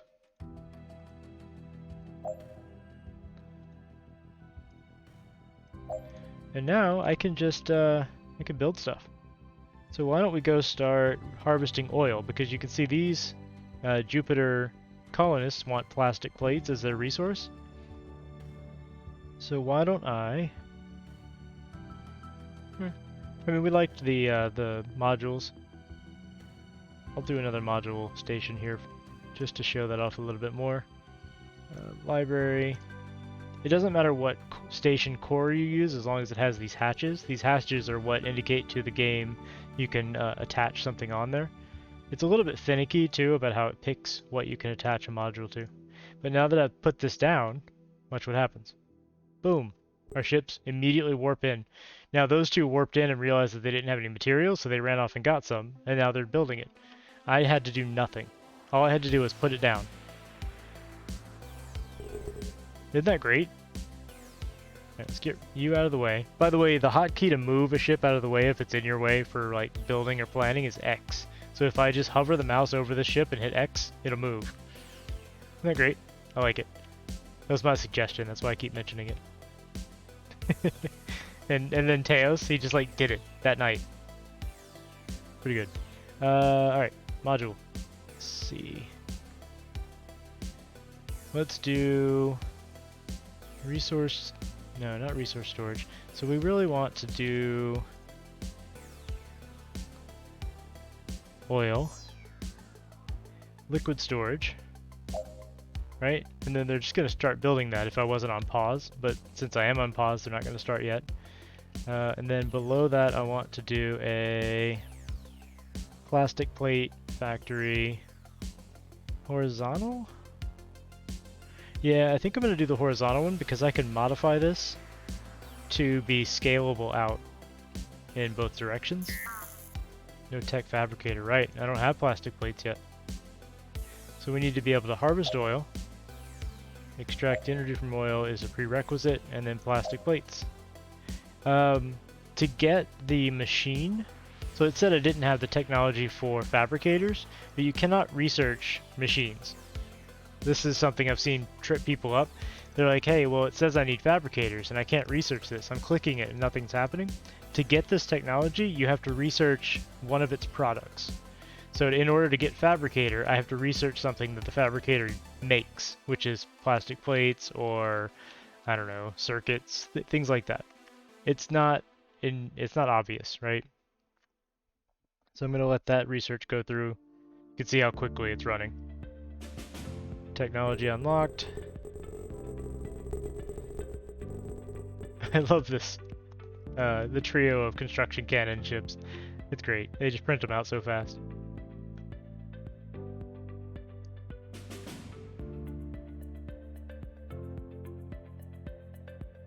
Oh, I totally forgot. I told you I was going to use the trade hubs so you could see how they worked, and I didn't.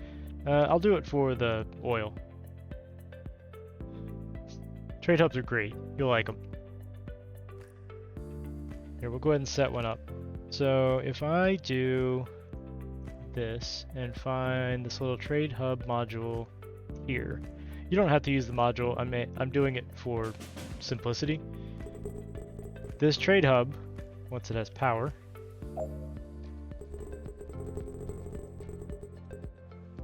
can connect to a resource on the planet and teleport it up to the station. Right now it has oil as the only resource because there's only one resource on each planet. I can also teleport down anything the planet is demanding. So if I had carbon going into this trade hub, then I could drop it onto the planet to upgrade the deposit. If I had plastic plates here, which I'm going to in a minute, I could drop it onto the planet to satisfy their demand for that good. But for now, we're going to go with oil. And as you can see, oil is now filling up these linked liquid storage tanks. It's free. It just teleports it up. You don't need a ship to do it. The downside is it's a little slower, I think. I don't think there's a downside. I think that's just he wants you to have options and to do everything in whatever way you feel comfortable with. So you can either do it with ships running down to the planet to get it, or you can do it with the trade hub. Get out of the way. All right, let's throw a module for plastic plates down here.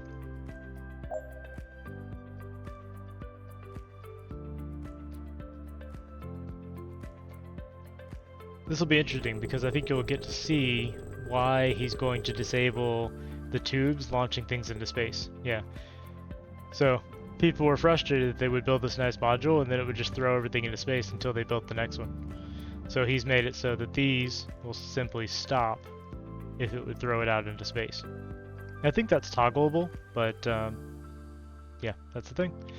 Now what I'm going to do here is I'm going to make this into my own little module. We're going to delete these. We're going to delete that. We're going to put him there. And then I'm going to put pipe down to here. And that just makes this infinitely scalable horizontally. So now I can do that, copy it, paste another one, and it'll be connected up too.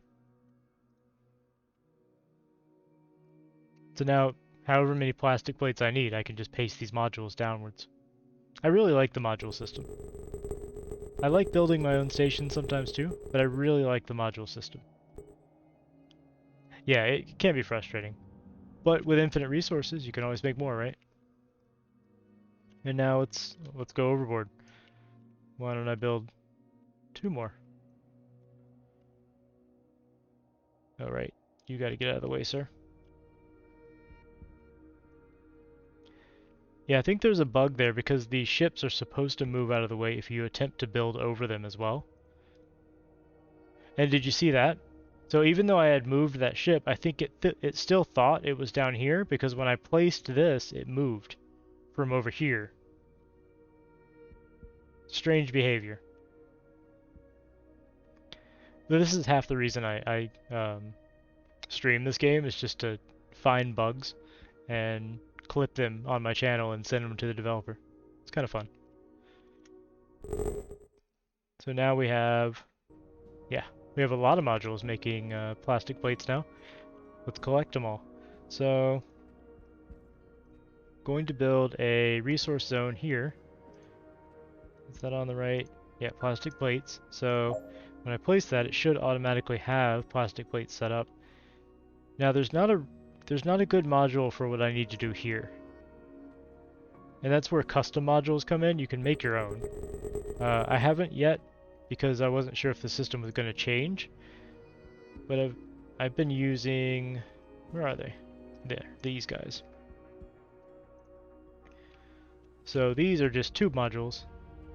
And I want to make a whole set of these. Yes, you can. In fact, it's even easier than you might think. Like, I made this change so that this module is scalable up and, like vertically. if I want to make that into a new module and save it for my next playthrough, all I gotta do is this, select it, and if you see, so Control C to copy, and then Control S right there on the tooltip to save as module, and then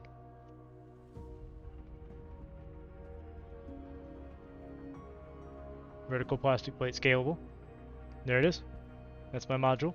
And now next time, if I go to C and then try to place a module for plastic plates, it should be custom.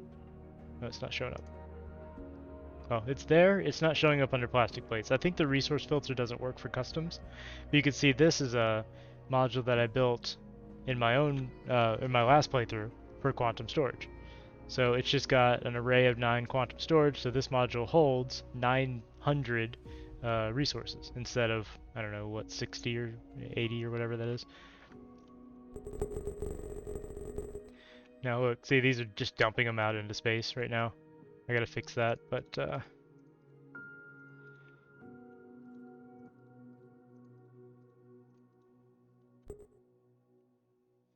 I'm going to make a junction here to bring these down. So let's stop you. We want these to be level 1. We want level 1 walls all through here. Here, here, and then walls here.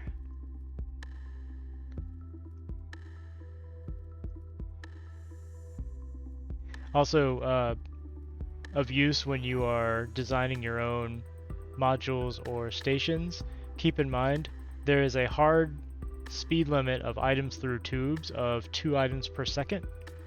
That's the fastest that tubes can move items. So any more than that, if your throughput's higher than that, you have to use an extra tube. That's why I have just 3 tubes going through here, because I have a lot of modules spitting out plastic plates and I'm gonna make more, so eventually. I can plan these down like that, but I'm gonna have to make a junction here to let these through. So how am I gonna do this? So I need to delete this one and this one and put in tube joints. No, I did the wrong ones, didn't I? No, I think that's right. Yeah, because then I can take in from there and there.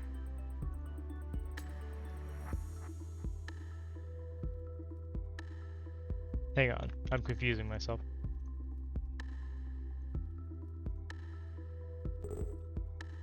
So I see what I did wrong. Okay.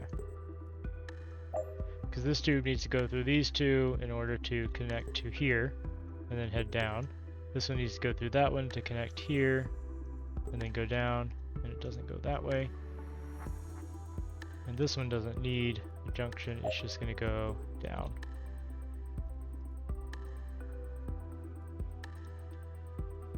Alright, does that look right? I think so. Let's find out. Yeah, it looks okay. And then I can actually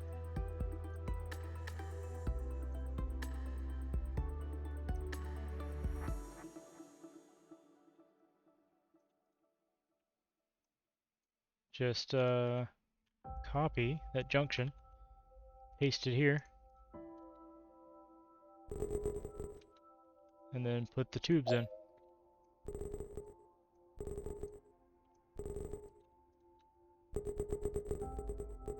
There we go. And we got our plastic plates. Now they gotta go somewhere though. So let's put in a tube system down here to catch all of these. And then a tube solid vertical in. Flip it vertically. Drop it here.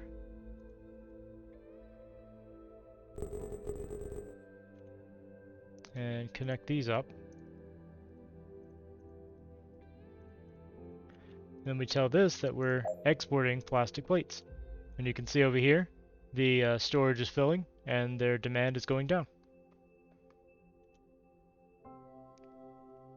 Yes, these are tube junction boxes. They serve a couple different functions. They can allow a tube to cross over another tube like they are here.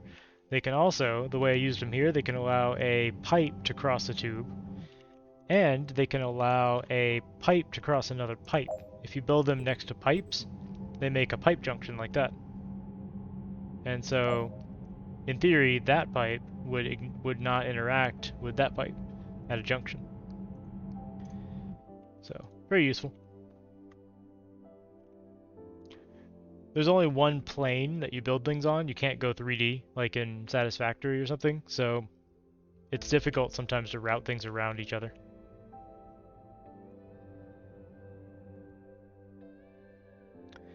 And you see we've already exported all of our plastic plates and they are taking all that we can make right now. But if I fast forward a little bit, eventually they would saturate. We're making a good bit of money off of those. Now, I could show you the real money maker, which is iron shells early on, and then eventually, who wanted them? Steel shells. Is it visible from the angled view? Which, the junction?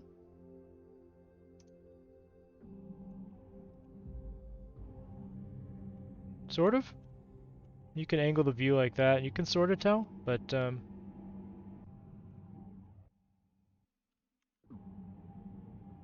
it's still flat.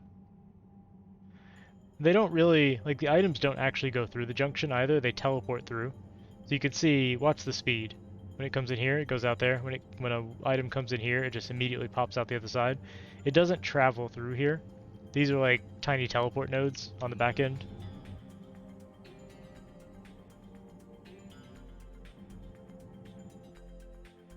Oh, the pipe. When I did this, you mean? That does have some 3D to it, like you can sort of see. The 3D view is very strange, because you can only go to a certain angle. But you can see it does pass over it. You can use that to do some interesting things too. Like if let's go to the blueprint builder real quick and load up custom module. You can see I was messing with somebody else's custom modules here. But if I just load this up, go to edit, let's clear the interior out. You can do some fun things.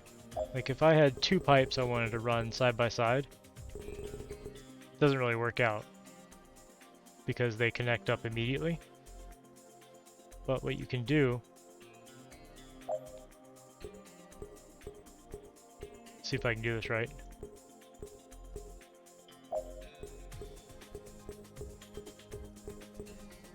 So you see the left tube and the right tube, or right pipe, are not actually connecting. But you can run them side by side with two different liquids by using these junctions. I mean, you can ignore the side connections, it doesn't actually matter. But that's a way you can run two pipes in a really tight space by using these little junctions. If I put, just as a demonstration, if I put a tank on this one and said it's water, actually I'd have to put it up here, hold on.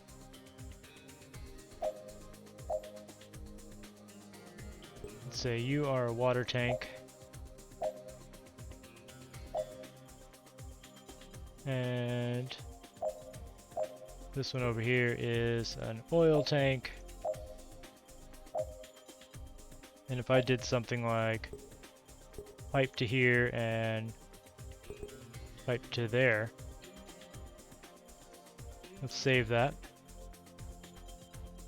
And oh, it's not going to let me simulate it in the module blueprint. Here, I'll just build it, I don't care.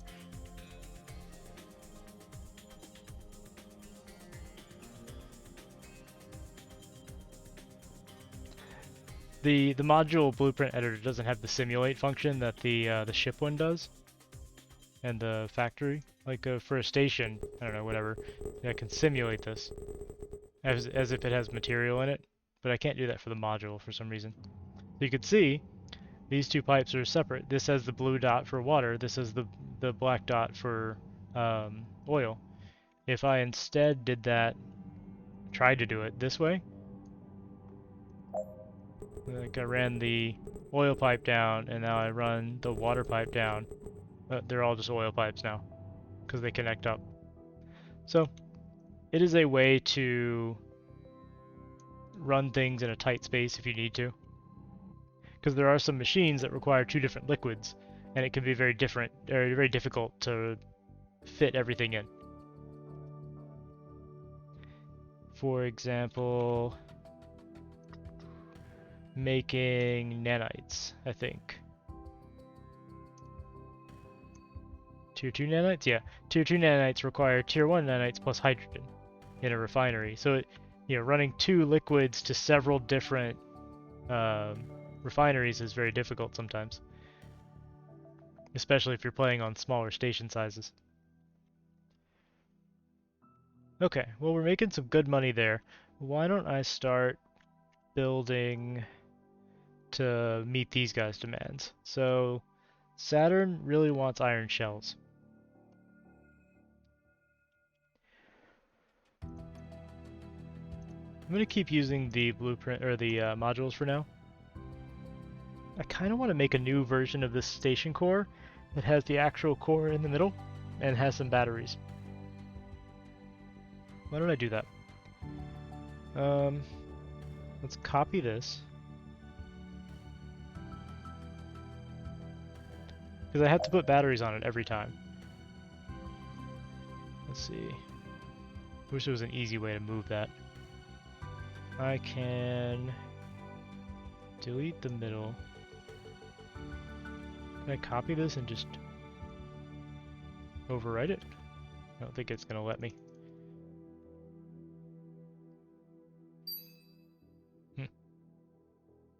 Well, how about I just shave it down a little bit?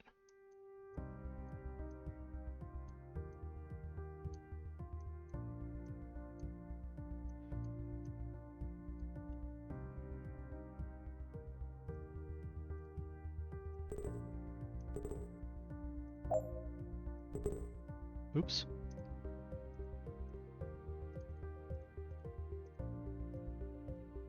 Stupid hatch. The hatches will happily overwrite the walls, but you can't overwrite a hatch with a wall. There's still a couple of inconsistencies. Yeah, it's okay. Ooh. Go away. And then batteries.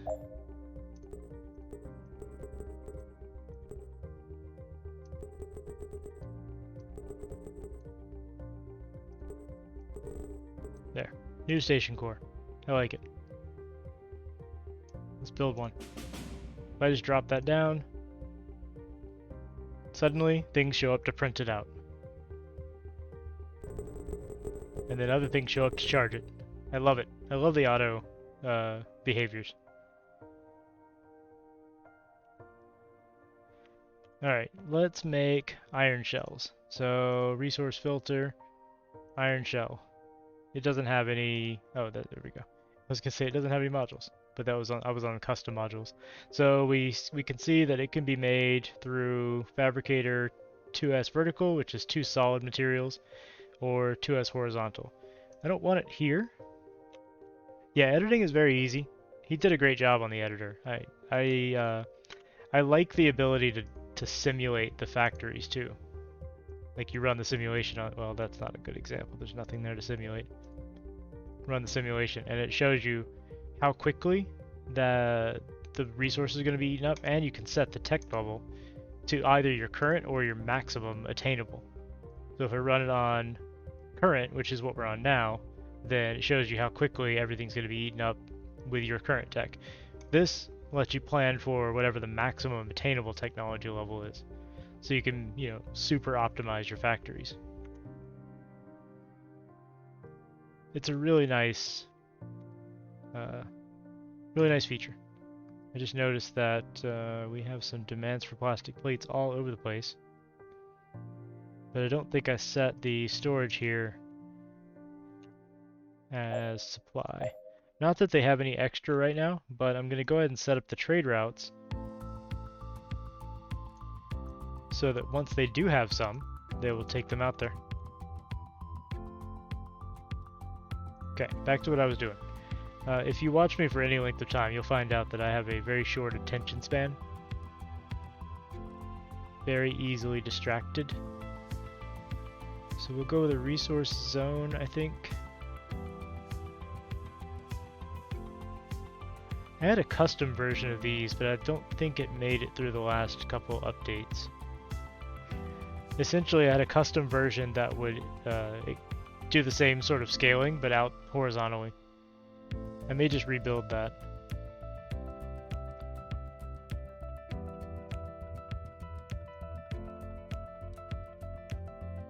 So I'm going to first build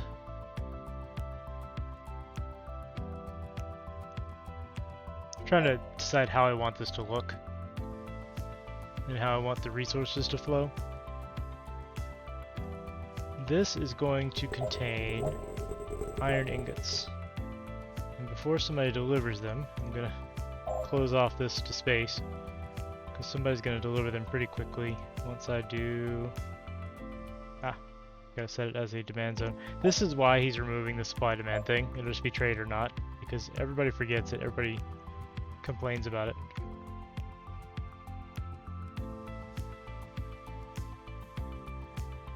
So under this I can add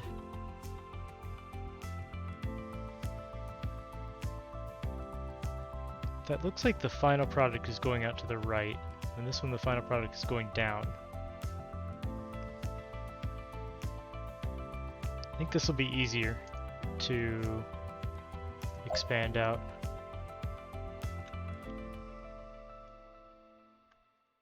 Now sometimes you'll run into a time where the resource or the module areas are not aligned. Like I can add one to this, but I can't add one to the left side of this module. You can get around that by manually placing the module by going to in and just picking one. Like that.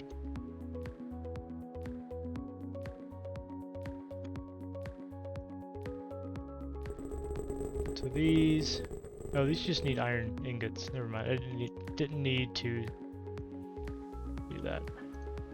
In my head, I was building the steel shells, which require 2 different materials. All right, let's research them. Iron shells. And meanwhile, I can pause it, delete these. Put tube joints in and run these down.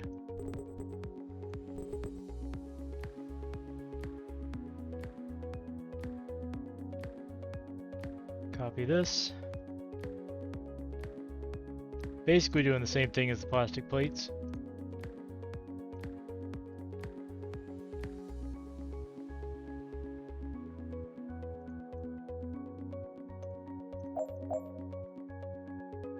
It's a little complicated, yeah. Not gonna lie. It's also a lot of fun. Complicated can be fun. These are basically big 3D printers that shoot metal out and build stations.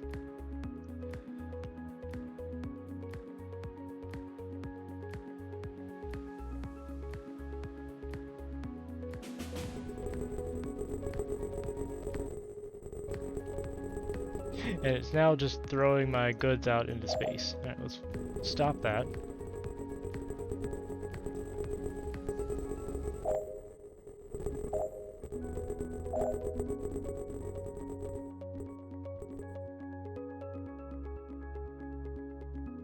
Yeah, it could, but Mars is pretty happy over here. Mars only wants iron and water right now. The whole point of this game is just to get all of the resources that each colony demands over to them.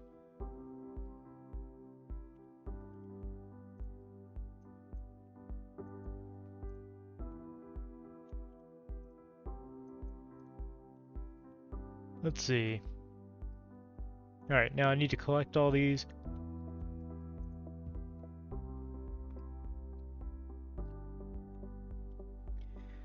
I'm thinking I'm gonna need a large supply of these iron shells, so I may just put resource zones all the way up.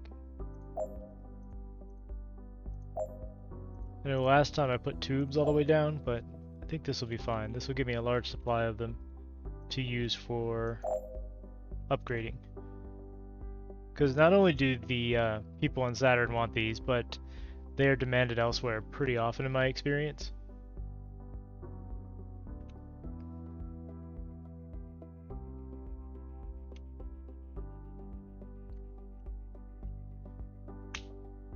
Go ahead and set these as supply zones.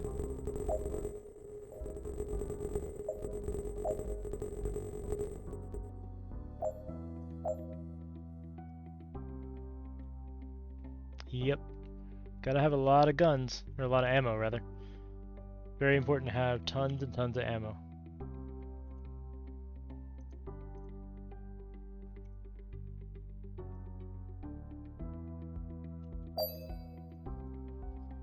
And then here we can just drop them down to the planet via the teleporter.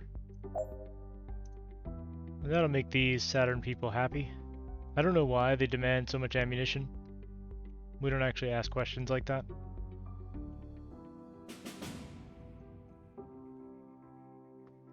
Nice. We're making $1 million an hour now. Look at the profits from the iron shells. Dwarfing plastic. And it'll get even better. So, the next big moneymaker that I know about is steel shells. To do those, you have to upgrade an iron shell using a nickel ingot. And we don't even have nickel mining yet, so that's going to be a bit. We're also very close to our limit on memory, so I'm going to buy some more. And we can unlock nickel ore mining, nickel extraction, and nickel ingots. See, if we hadn't done that, we would have been over our memory cap. It's going to be a while before we use these, because you can see they're all going into supporting the colony. But we can speed it up a little bit while the research is going. I think the big bottleneck is just supplying enough iron. How is Mars doing? Yeah, Mars is lagging behind a little bit. Maybe I want to rebuild this station now. This was the initial station we built just to supply our builders, but it's a little bit, I don't know, it's kind of shit, isn't it? Here, I'll just break half of it. Let's put a wall down here. Let's just cut this section off, yeah?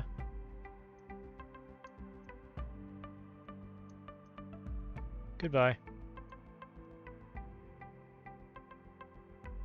Everybody wave.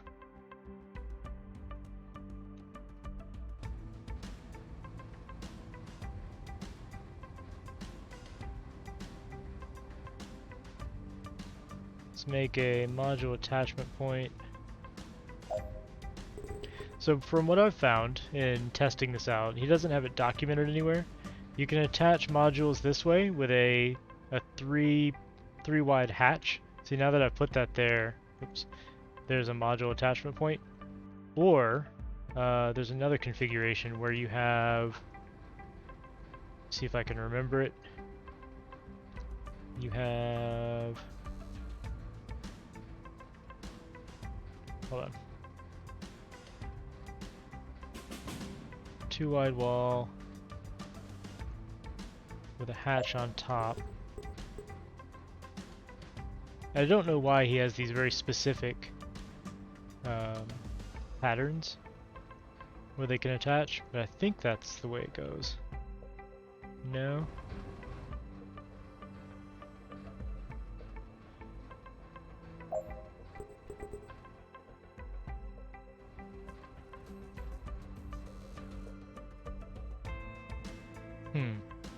Hang on. Oh, it's 3 wide, not 2. Oof, that's ugly. There we go.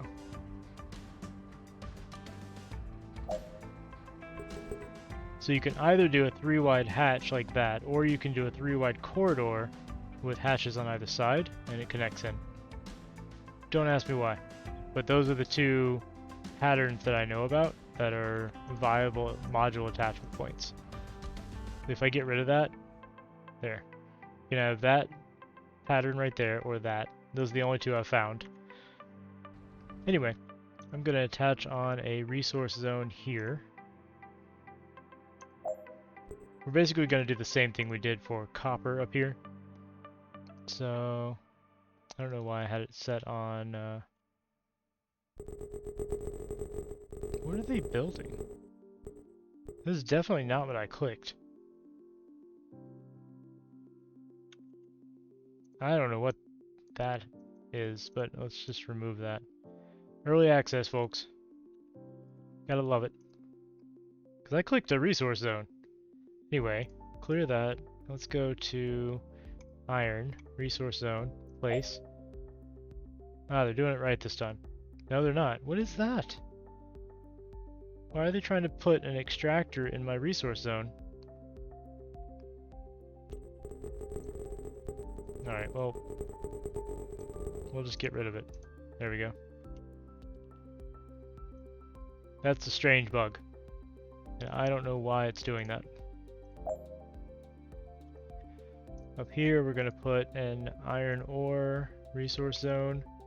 Hopefully they don't put an extractor in it for no reason. It was very strange because the extractor wasn't showing up on the planned build, and then it was just popping in. Maybe because it was there before and it thinks it's trying to rebuild it. I don't know. Right, we do not need these bits on the side. The tubes that it puts on the sides are very useful if you have resources coming in from the side, because it makes sure they don't get jammed up.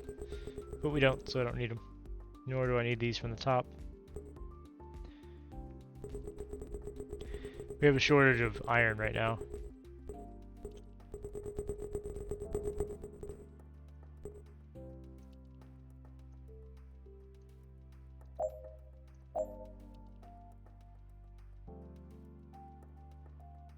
Okay. You're a demand location. I could actually just do a trade hub on top. Why don't I do that?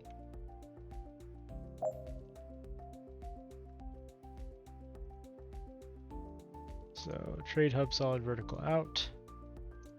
Oops. Of course, I moved the mouse right at the last second. Go away.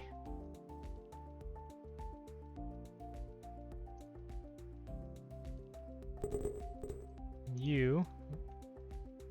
Why is it? Bugs. There we go. So now it's just dumping iron ore in because it's teleporting it up from the storage on the planet surface.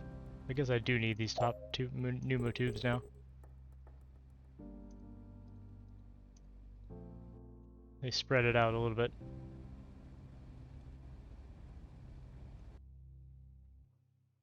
Yeah, we're just littering space though. So now, on the bottom of this, we want a stamper. No. There we go. Like that. And then below that, we want another resource zone with no exit. And we'll take these off.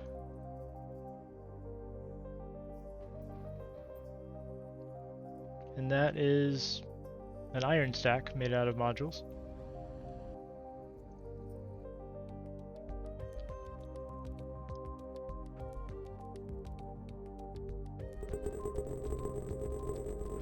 Should have no shortage of iron now, once that finishes anyway.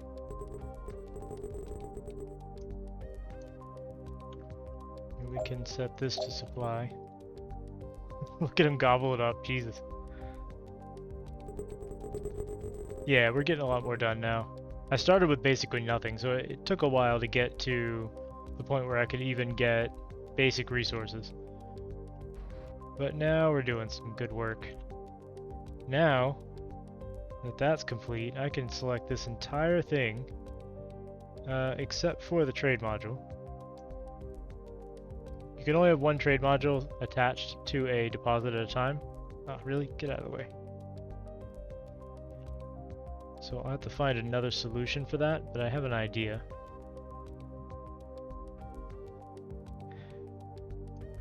So we can copy you, and paste, and paste, and paste. There we go.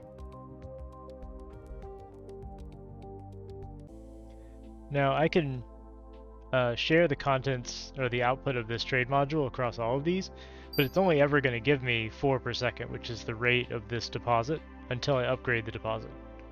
So I'm probably going to run into some throughput issues if I try to feed 4 iron stacks off of this one deposit. That's fair. There's other iron around that we can use. There's an asteroid here. I could send some things out to mine it, but we'll figure something out. Getting this built is more important. At this point, I can get rid of this side of the station too. Goodbye.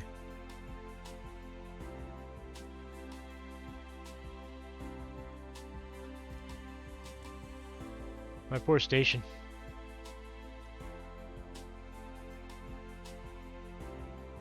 Might need some more batteries too. This is going to be pretty energy intensive.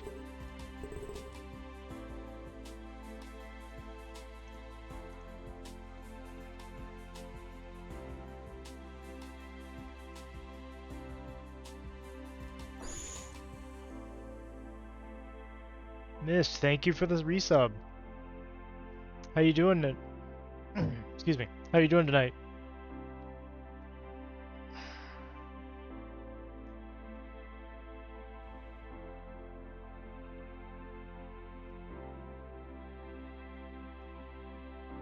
My throat's getting dry. I've been talking for 2 hours. Ugh.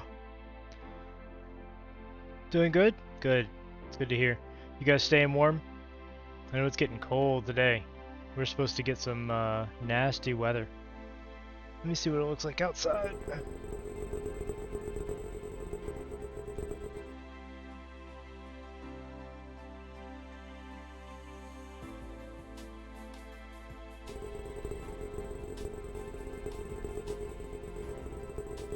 It doesn't look like it's coming down yet. We're supposed to get some pretty cold weather and possibly snow tonight.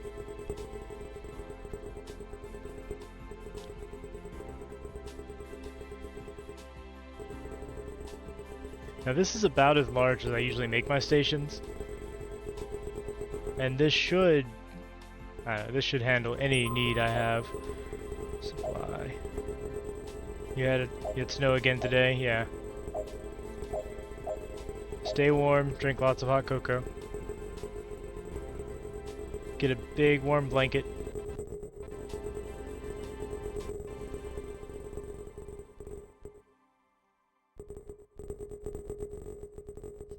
Oh yeah, we're staying warm.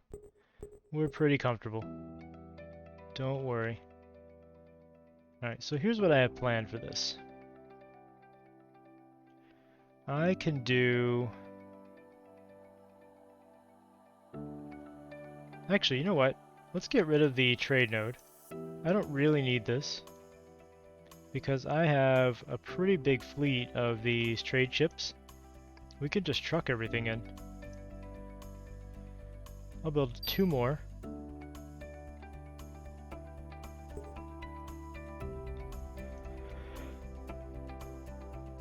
And why don't we just set up a trade route.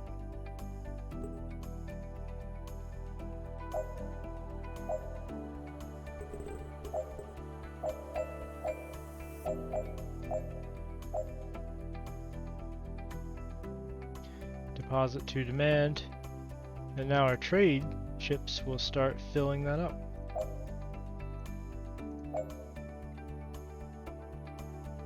I may want to build larger trade ships to get this to be more efficient, but we'll see. We'll see how this works. Let's just observe for a minute. I don't like to prematurely optimize. They may be able to handle it. Like once it backs up, right, they may be able to keep them topped off. Right now there's a huge amount of throughput, but we don't have very many resources.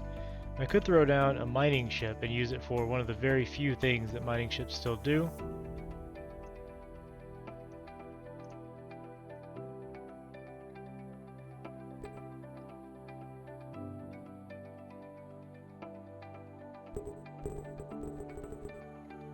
That would be an interesting thing to see anyway. So if I set a trade route from this asteroid, which is currently iron, over to this demand zone, nothing initially will happen, right? Because I don't have any mining ships set to automation. But if I set you to, actually, hold on, I'm going to follow him first. Then if I set him to auto logic mining ore, he went and got a top up on his energy, and now he's chewing up the asteroid.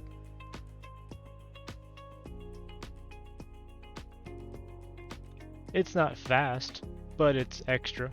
You know, it's a little bit of material coming in. And I could have several of these working on the asteroid.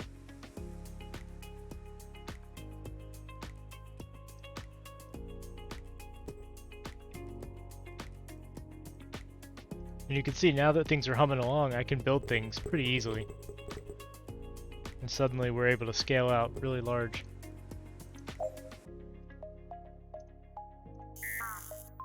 Alright, he needs to finish first. And now we got 3 ships chewing away at the asteroid. Oh, he came back to drop some off. And away he goes.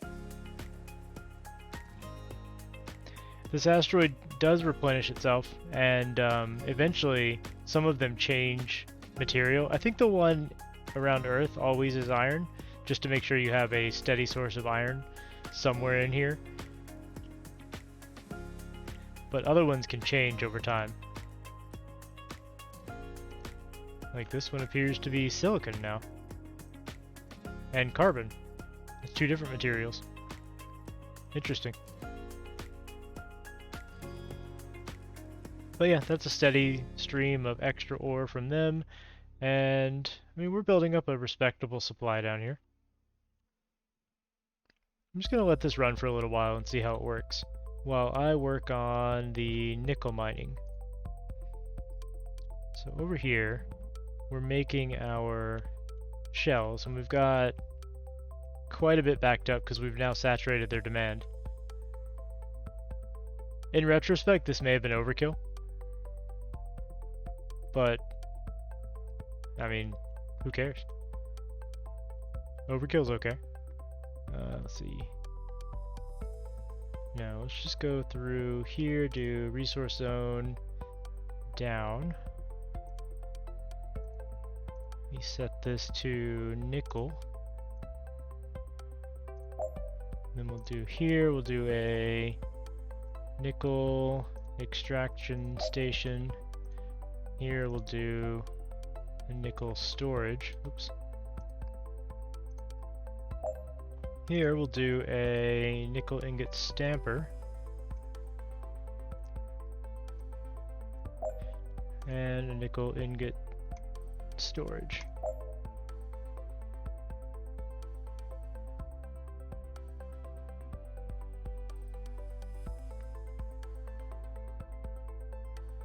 Pretty neat looking station. You don't have to build them in straight lines like this. You can actually customize all these modules and their interconnects. Stars and planets remain the same over multiple plays. So, yes and no. So the initial 6 sectors here remain pretty much identical through every playthrough. Outside of that, there is a lot of variability. Even the connections between the sectors will vary, the resources will vary, the types of planets that show up will vary. Whether there's asteroids here or something else.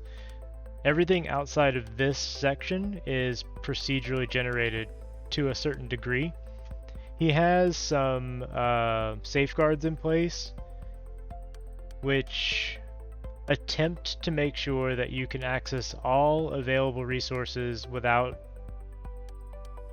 basically it attempts to make sure the map generates so that you can access all the resources you need without taking territory from other NPCs, if that makes sense. So like, here, let me illuminate what I'm talking about because I'm not making a lot of sense. Hold on.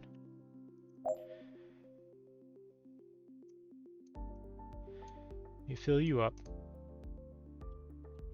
So when I start exploring, these guys up here are friendly, right? So I'm gonna explore all of their. Oh, you understand? Okay, good. All their territory. I'm gonna do this anyway because I get free text sometimes.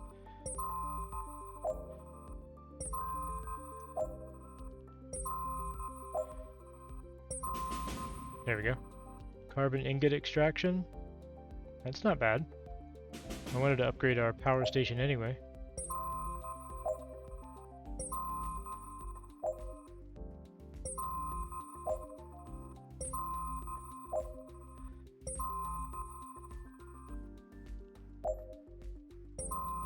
I've had to go really far to find the yellow guys. There they are. So these guys are always hostile. These ancient, they're like ancient stations. They're not even alien races. They're just like leftover remnants from some old culture, apparently.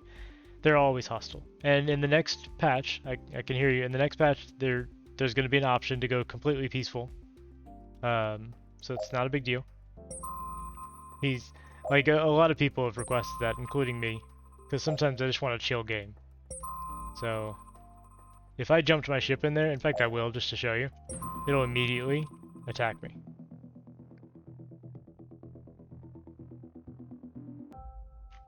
That happens. Doesn't matter, I can build another one pretty easily.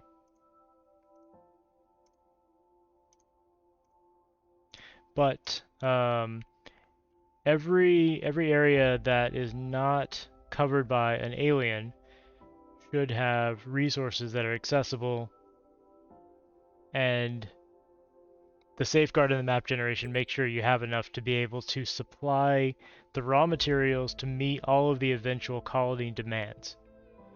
So he doesn't just make sure you have one of everything, he makes sure you have enough to eventually supply all of the demands of the colonies. It's pretty impressive. That's kind of what I was trying to explain when I'm bad at explaining sometimes. But he actually has spreadsheets that like predict the colony demands, and he's been doing tweaking and like design work to make sure that there's enough resources in the universe to keep up with the demands from all of the upgraded colonies. Yeah, he's done a lot of work to make this, to make sure you don't get into a soft lock or anything like that. There are still some situations where you can, but he's fixed them as we've found them.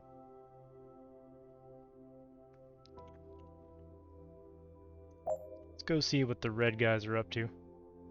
The other reason to explore the territory like this is you can find their commercial stations and then buy or sell things to them, which is very useful. There was also a bug, and I want to see if it's still there, where you could, in some cases, supply the resources to the alien colonies that their colonists are demanding, and you can make an incredible amount of money doing so. It was not intended, and I think he fixed it, but I want to see. So I'm going to go ahead and unveil the rest of the map.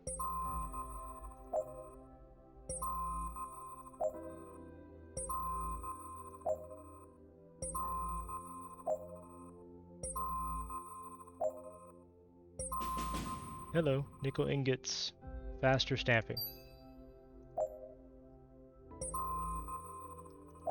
This is a little tedious, but free technology is free technology.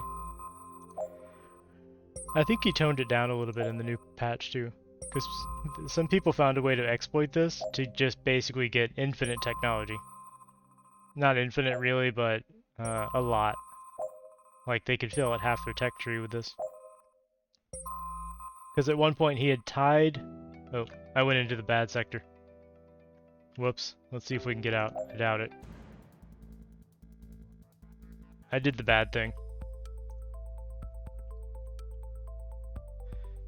It's okay. Just build another one.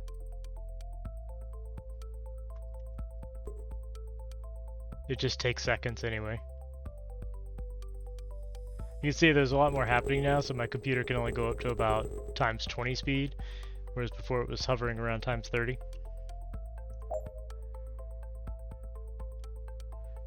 The cost of jumping is low. It is there though. Here, I'll show you. That's something he's talked about tweaking to make it more meaningful. I think it was a case of him making it low on purpose at first to make sure that it wasn't prohibitive. So I have 42,000 energy. If I jump to Earth, I now have 41,997 or 79. There is a cost, and the cost scales with distance. So if I jump all the way out to here,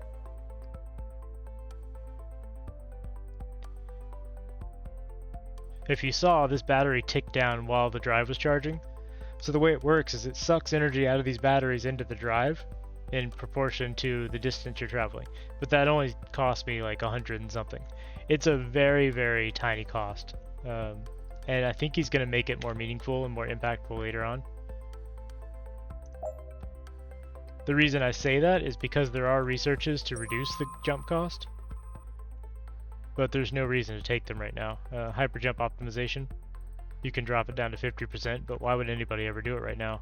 Because it costs almost nothing. Where did my ship go?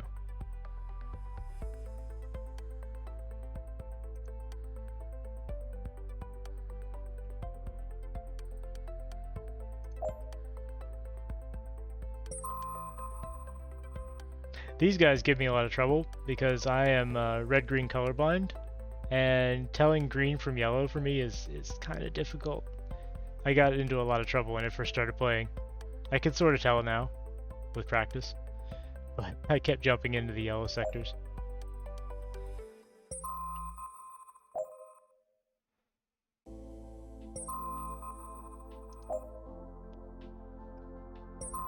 Now the big cost while you're exploring is not jumping, but claiming land.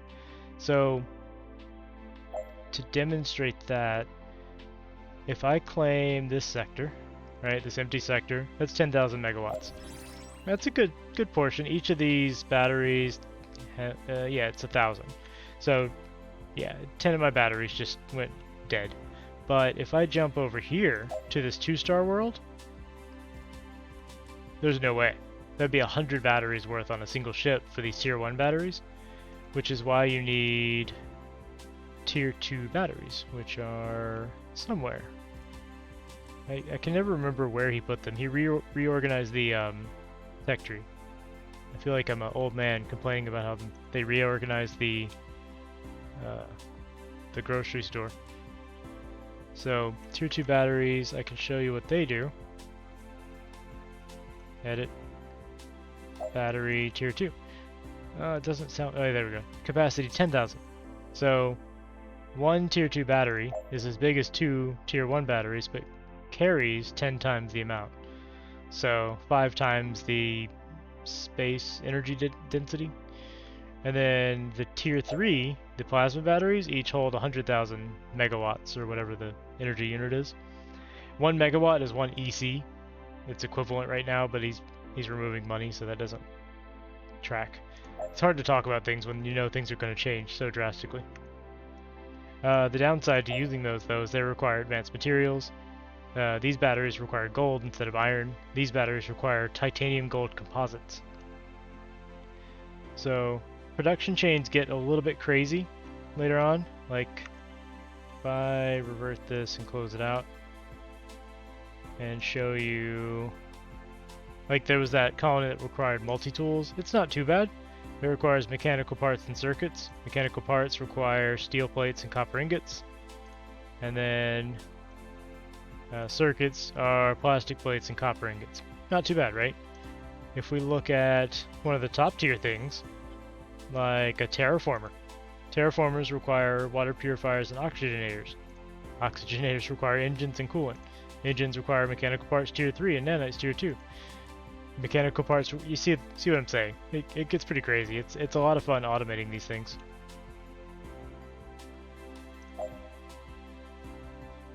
Sorry, tangent. I like this game. I talk about it a lot.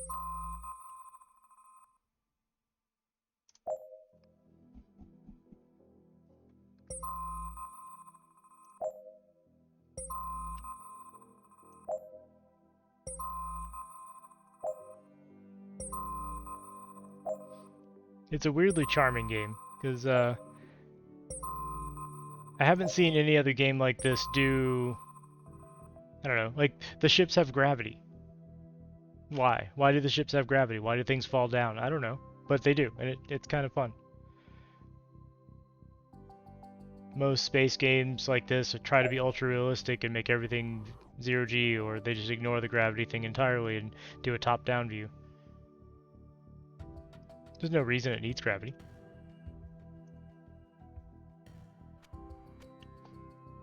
There's no reason the oil tanks need to fill from the bottom first, you know? Alright, so we were going to mine nickel. See, I got back there. Library, trade hub, build. Let's delete these guys.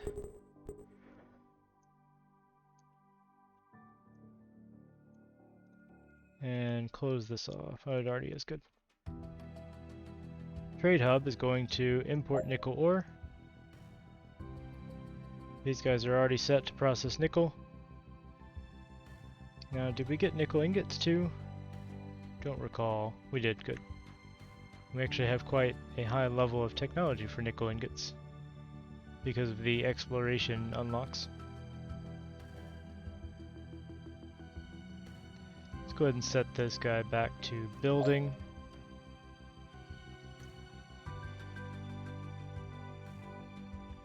Alright, so in order to make steel shells, which I'll probably just make on location where they want them here, I need, select steel shell, I need nickel ingots and iron shells. We have an abundance of those now. Well, an abundance, I mean we have some nickel ingots, but we have some, and that's enough. Stations, custom, where's our custom? There it is. I don't like the scrolling, it kind of bounces. Station build.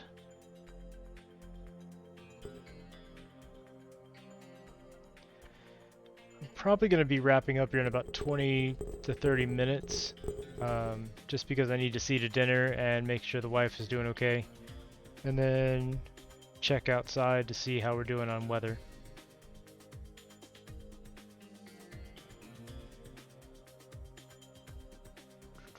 What am I doing?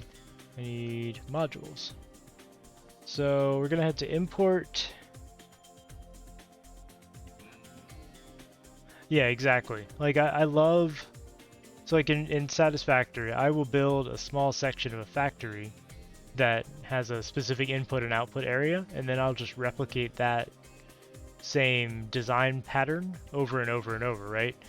That way I can tune a single small module, I guess is the correct term, and make sure it's efficient and optimized, and then I replicate it at scale, and I know all of them are efficient and optimized, and I know that each one of them takes like this many, you know, iron plates and this many reinforced plates or whatever, and I can just feed that to each one of them.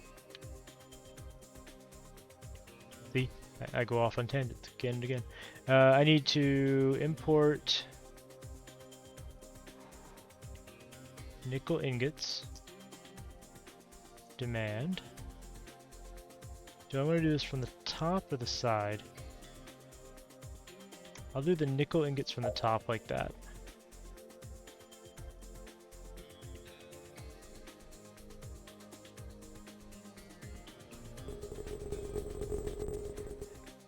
And if you look at my custom modules, this was somebody else's module pack that I was looking at. They attempted, and mostly succeeded, to make like a series of universal modules almost.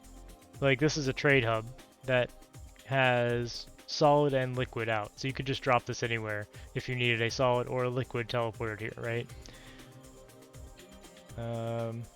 This is a pipe joint where if you needed to cross pipes and tubes for whatever reason, you have one. You can just drop it in. This is a sort of a tube balancer almost. Yeah, this is just a battery block. This is liquid storage. I mean, they made all these, and it's pretty impressive. They made these interleaved refinery modules that have different tubes run around. And this kind of appeals to me. I messed up my vertical scaling plastic plate factory thing. But this sort of design appeals to me, where you make the small production module and then you replicate it out.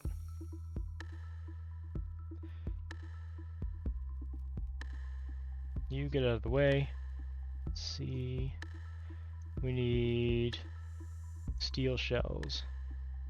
We're gonna use this, I think.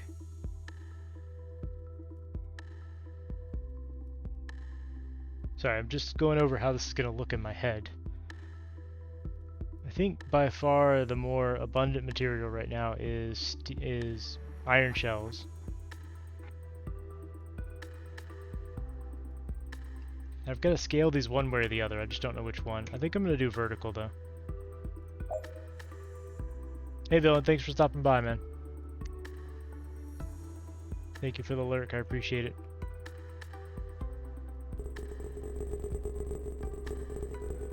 So I'm going to drop another module here. Resource zone. I have to do it manually though.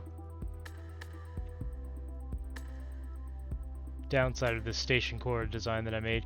Probably going to do a different one later on that's the correct size. But we can set you as iron shells, demand. Now what I can do is I can scale this out horizontally and then collect all of the steel shells below. And I'll have to make some changes. Just like before, essentially. Put in a tube joint here. Build the tubes out. Although because it wasn't expecting me to do this, it's gonna...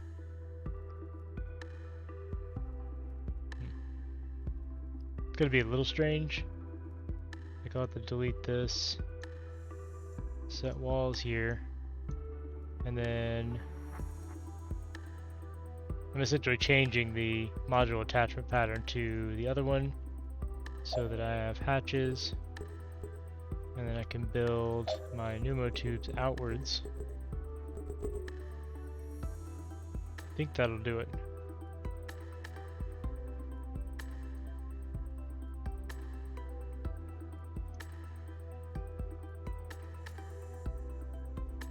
We'll scale it to 4. I don't think we're going to be able to supply 4. In fact, I'm just going to cut that back to 2. We'll just do 2.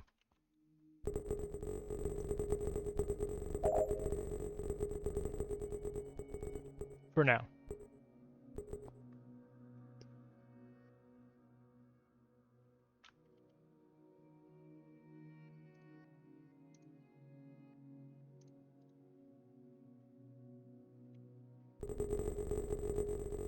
And we need to unlock the actual item that we're making.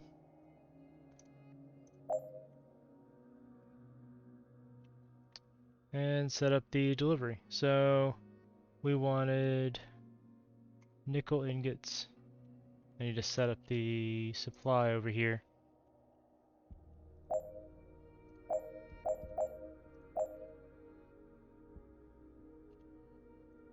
Ingots there to there.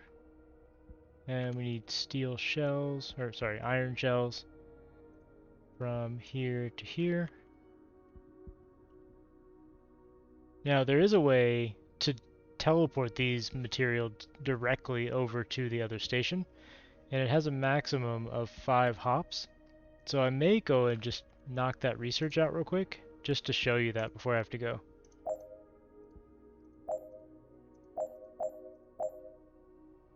Now it's going to be a lot. I think we can fit it in with 2 memory expansions. 3. There we go.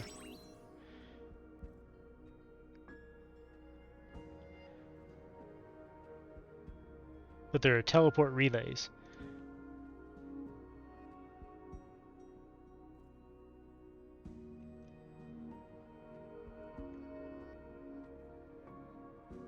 And they basically just let you connect 2 different stations as if they're one factory. It's very useful.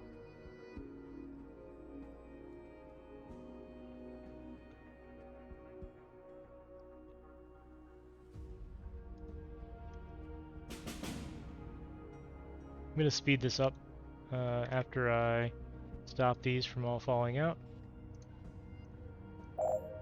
And then set up collection down here.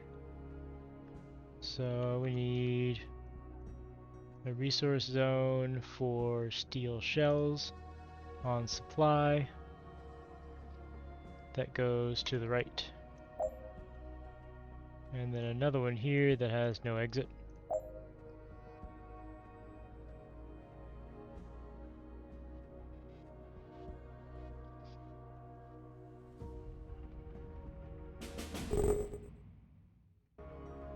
There we go. And I'm going to set up a collection system here.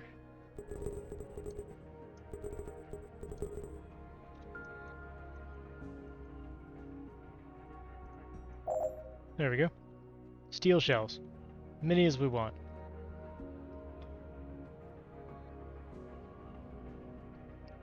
Ah, right. I need to set this up. So let's just copy this.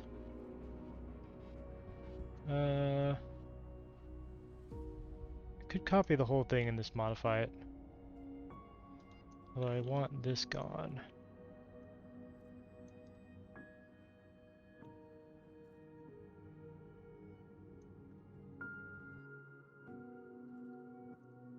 I need to remove the existing tubes.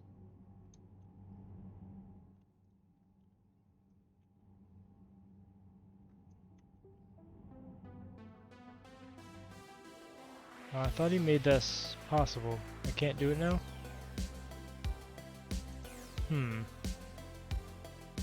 Is it because these tubes are in the way? Maybe. Remove all of those and see. This is testing now. I'm not sure how this works. You're supposed to be able to copy the contents like this and paste it. There we go. It's because those other tubes are in the way.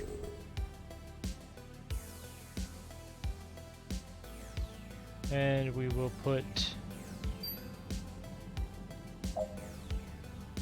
these like that. So they will either go right or down. That way these guys are also building. And we want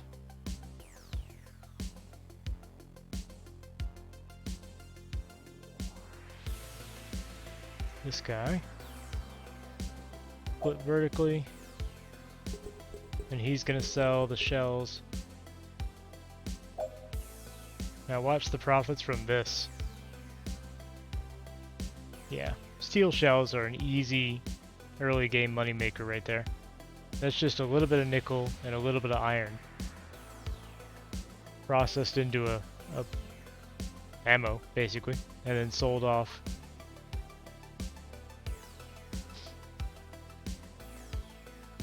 Now obviously that'll go down once their demand is satisfied, but it's still a pretty good amount of money. Considering I'm up to 1.6 million per hour now.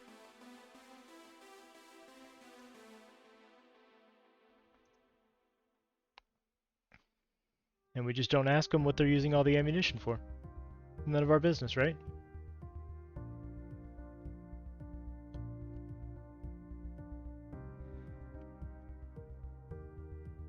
I actually think I'm going to wrap up there because I got a couple things I need to take care of, like I said.